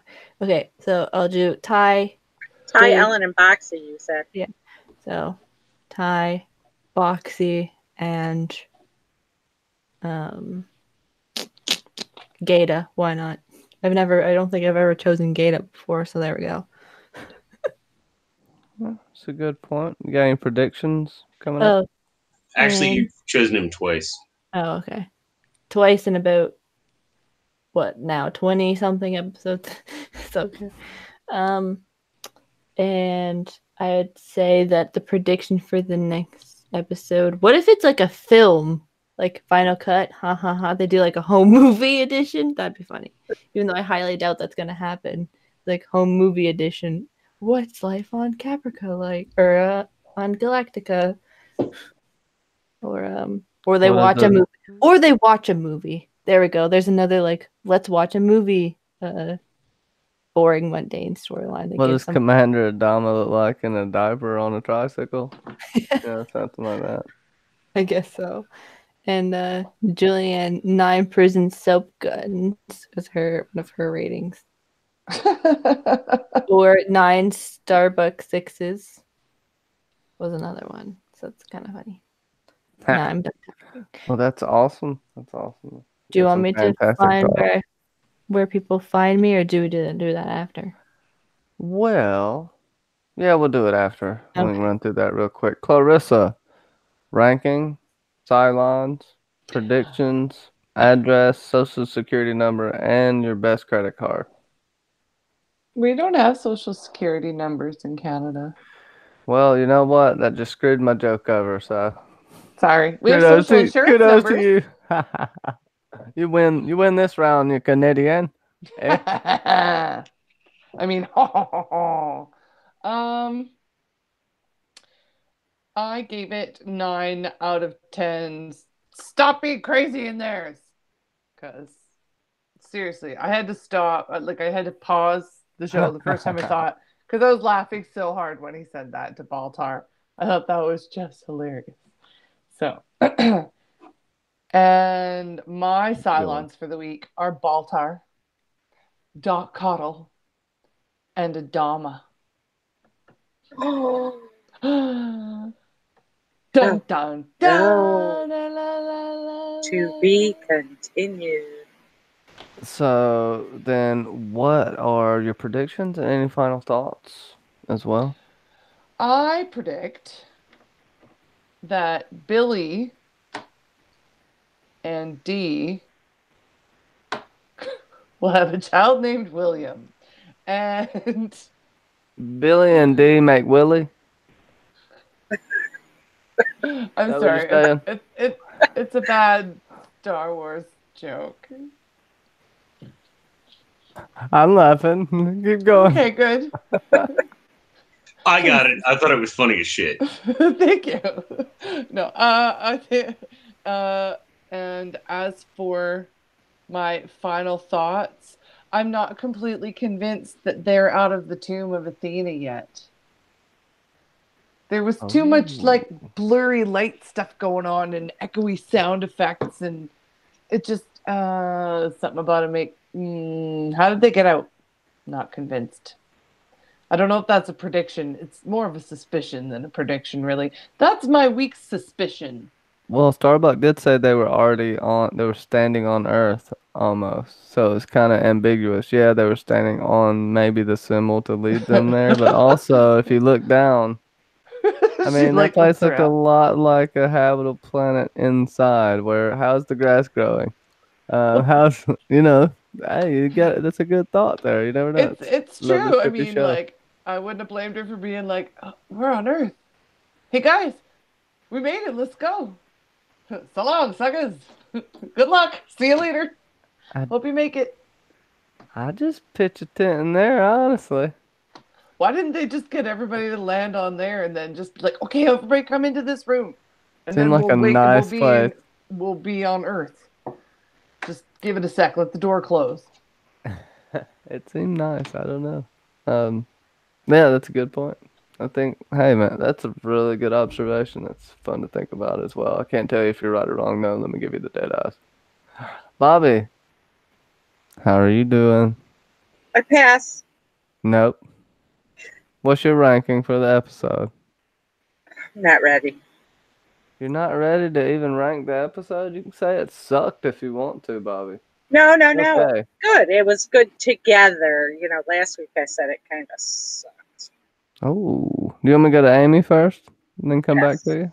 Okay. please. Amy, how about your ranking? Cylons, bold predictions. Okay, so my ranking for this week is 9.2 Adama choke slams. And my Cylons, I think I'm gonna. Oh, what did I say last time? I think I'm gonna stick with my last three, which was Tyrrell, Ellen, and Anders. Nobody's changed my mind over these past two episodes. I don't think we've. Yeah, I don't know. I'm going to stick with those three before I end up going down another rabbit hole of tinfoil theories. How many And do we know? not many. Predictions for next week would be, I think, maybe more about Zarek and what his plans are, and maybe some more Ellen, because we haven't seen her scheming for a while, and now that the whole fleet is back together, it might throw a spanner in the works for whatever she's up to. Those two could get together. We've seen them talking before, so Yes. Oh, yeah. Maybe maybe that. Maybe those two together again and being up to something nefarious. drinks and those things. Is that a bunny hole?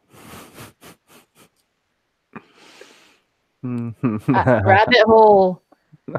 I know. I think bunny hole sounded funny in my head. Bobby. I have a So, question. if you want to put them both together, yeah. Good answer. Depends what the question is. I was about to say it probably depends on the question. How many Cylons do we know? How many Cylons do we 4? know of so far? 4?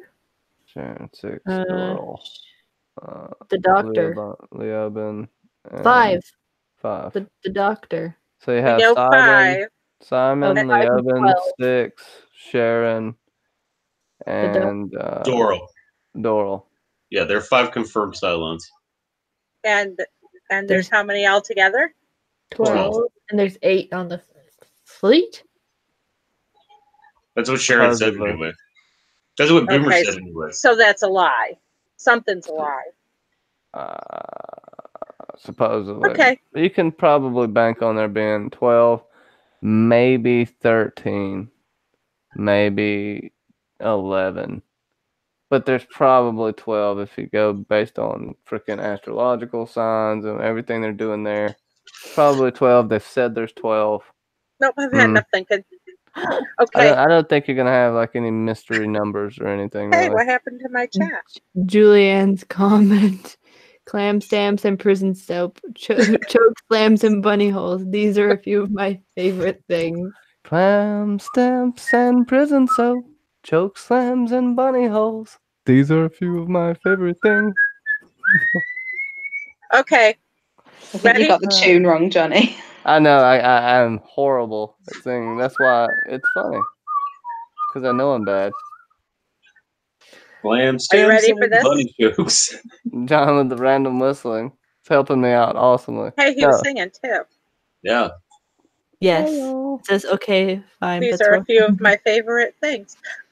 I'm going to give it 9 dirty nanolons now that I know what they are. 9 dirty nanolons. I am. It's all you guys' fault. You make me bad. Yeah, that's a good point. And I love your ranking.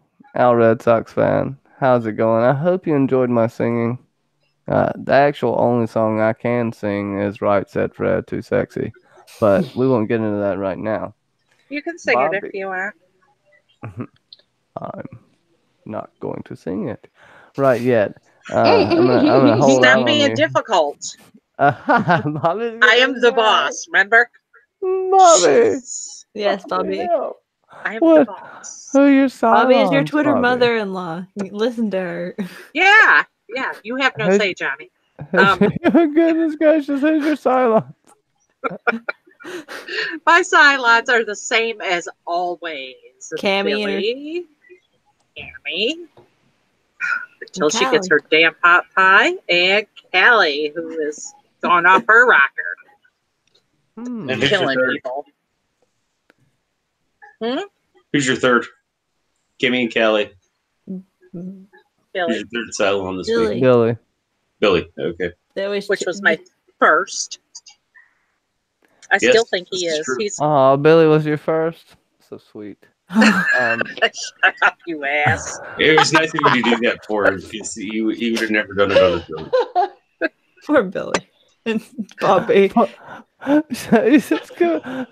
Kenzie, why'd you say poor Billy? That's messed It up, said poor Kenzie. Billy and Bobby, Bobby. you're causing trouble. Good. Billy is way too This is innocent. so fun. No, love it. Is there? You don't even have to give predictions, Bobby. Are there any hopes you have for the upcoming episode? No. No. Bobby doesn't want anything good to happen in the episode. No. Good. Well, I'm gonna give my ranking. I enjoy the episode, but I'm gonna gush about this one on Monday because, last week I got a little behind. This Monday we're gonna have a pre-mo podcast. And shut your face. You ain't talking to me, are you? I was going to ask if you got a little behind. Primo, Someone bro. dropped the soap. Well, of course I dropped the soap. Oh, dear. I do that on purpose. But I will say I give this 9 Uranus utopias. Definitely what I'm giving this one. Because they're shooting for Uranus and they're dreaming for this utopia. Luke says to shut your face. I don't know how Johnny. he's your spouse, Mackenzie. I don't And know. John, would you like to give your ranking and maybe any final thoughts? Oh, I give in this these shenanigans? episode. Oh, I'm gonna drop my one for this season. I give this episode 10 bizarre astrological stones out of 10. That's your first 10, John? I thought you had another 10 before. No, I had a 10 on your show with Game of Thrones. What is the coin purse made out of that the stones go in? Hashtag don't pretty drop. sure- Hashtag Ramsey Bolton's back. weenus. You're using Ramsey Bolton's No, this weenus. is seriously one of my favorite episodes of this whole season. Yeah. It's good, and it's so much information. Like, you need to watch your this bunny 2 hole. or 3 times to even, and even then you're like, what's going on? Episode? Yeah. Oh yeah, and so much is set up here too that you'll see later. Along with all the action, this episode had so much information in it that you'll probably want to go back and rewatch it if you haven't watched it more than one time. And yeah, do your research. Think about some of the things we've said and the roads I've led you down while John has ripped his mustache from his face. And John, with that, would you like to plug what you got coming up? Then actually, I took a break from my channel this week because I am working really hard on getting out the Game of Thrones Season 3 playlist, which will be coming up on Monday. Thanks, Julianne. So I skipped putting out any of my regular videos. The normal programming will recommence starting next week, but I really wanted to get this done. I've been talking about it for a while, and I've kind of been putting it off, and I want to make sure it's as good as it possibly can be. And Julianne89 did the artwork for it, which, like all of her artwork, is absolutely fracking amazing. So check her stuff out. Definitely do that. Speaking of artwork, Mackenzie L. Burns does all the thumbnails that you see for me and for Cylon Johns because I'm a lazy bastard. So I would like to thank her personally for that too. Julianne has made my new avatar as well. House be crazy. No means no. That's my saying. No clown porn. And it's actually on my better. I got a, it's got a minstrel and a fool there, or just 2 fools. I don't think there's any sexual positions, regardless of what Bobby's saying. Now, you can check us out tomorrow, 2 p.m. Eastern, on my channel, Johnny Be Crazy. Fire and Blood, Chapter 13. Let the Dance of Dragons begin. Please come check it out and hang out. If you don't know anything or you haven't even read Fire and Blood, you kind of will be able to pick up in the conversation because these are names you've heard before. And everybody knows of the dance. There might be some details mixed in here that you haven't heard. That's going to be the fun of it. So don't worry if you haven't read Fire and Blood yet. Also, Episode Club is coming up, and I'll let Kenzie drop that. May I, Johnny? May you what? You can touch me and then shut the hell up. What? You ever danced with the dragon in the pale moonlight? Well, maybe I did. But I can never tell you of the things that happened that night. Oh, boy. May it be wrong or may it be right. Oh, no. It's between me and the moonlight. Okay. It would be a red dragon. I get the reference. Kenzie. Yes. Yeah. Where you can find me is on my channel, on Johnny's channel, and Cylon John. For Episode Club coming up until Wednesday. So I should be dropping Episode 3, Breaker of Chains, tomorrow morning. And then we'll be going up until Episode 6, which is The Laws of Gods and Men, or Man, which is Tyrion's trial episode. So we'll be doing that Wednesday night. So if you want to join us for that, we'll be doing that. And the silence took Mackenzie. As soon as Bobby we said, may do- We may You do wouldn't watch- believe my typing. We may have to do Watchers on the Wall as a live stream during that week, because we gotta catch up real good.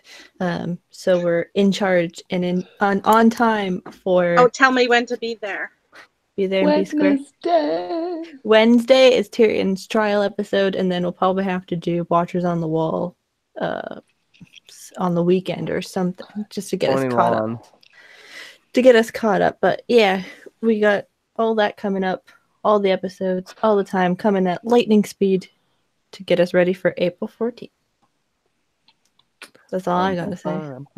Bobby, where can we find your stuff to buy that shit?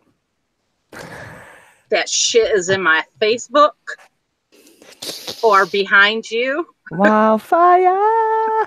Look, I got all kinds of That amazing is stuff. awesome. I still need to get everything unfurled here. I got a new camera to set up at a different angle, so I'm gonna get this going. You have no idea how much fun I had with that. You have no idea how much I love it. Thank you so much. I packed that with I don't even know what that stuff was, raffia, make it look like it was so old and they didn't have any good packing materials. I love it. Whatever you did work. The whole time. Mom, look. And then I got like 50 pounds of burlap too that I can make me some blankets, a poncho. Yeah, I need to be careful with the wildfire. Isn't that what they had? Yeah. I imagine that's what they had to use. Probably. I'm sure I've seen that throughout the show. It's a old material. A lot of hemp and rope used in olden times. But check out her link. It's in the description. Oh, I need 11 more likes still. Somebody needs to come like my page. You don't have to buy nothing. Just like the page. I need 100 likes. Yeah, still. Like I just want that like option. Bobby's stuff. Yeah, Bobby's making some cool stuff. Cool stuff. So what's going on, Dave Gardner? How's it going? Yeah, I'm gonna give a shout out to everybody in the chat real quick. Luke from Drinks and Nose, thanks so much for coming out, buddy. Julianne89, you're awesome as always. Much love. Reese, thank you so much for being here, my friend. Lady Dreamfire, it is fantastic to have you. Bubba Husky, the inaugural winner of the hashtag giveaway or whatever the hell you want to call it. Don't quote me on that. Hashtag Nanolons, you'll be receiving something from your daily healthcare provider from us.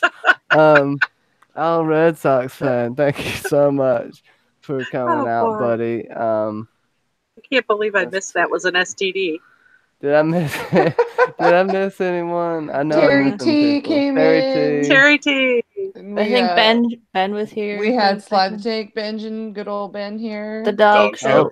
Dog show. Dog show. JT Egg Roll, my homie that I ate sushi with earlier. That it should be in the chats. Jennifer Catalano came and dropped in. Jennifer. Yeah, Jennifer Bratt Catalano. Yeah, I heard Bobby yelling at her. She was yelling at her through text. But yes, you heard me? Good. That means she did too. Would you like to give us like a Confucius says type thing to end us off? No. Confucius says no. There we go. Confucius says no. Well, everyone, I love y'all. It's a fantastic chat. Would y'all like to say anything besides our tagline before we go out? Oh yeah, don't be all excited about it. Y'all ready? Uno, dos, tres. Yes, we're in Mexico. So we are. Oh, that was a good one. Bye. Peace, Birchers.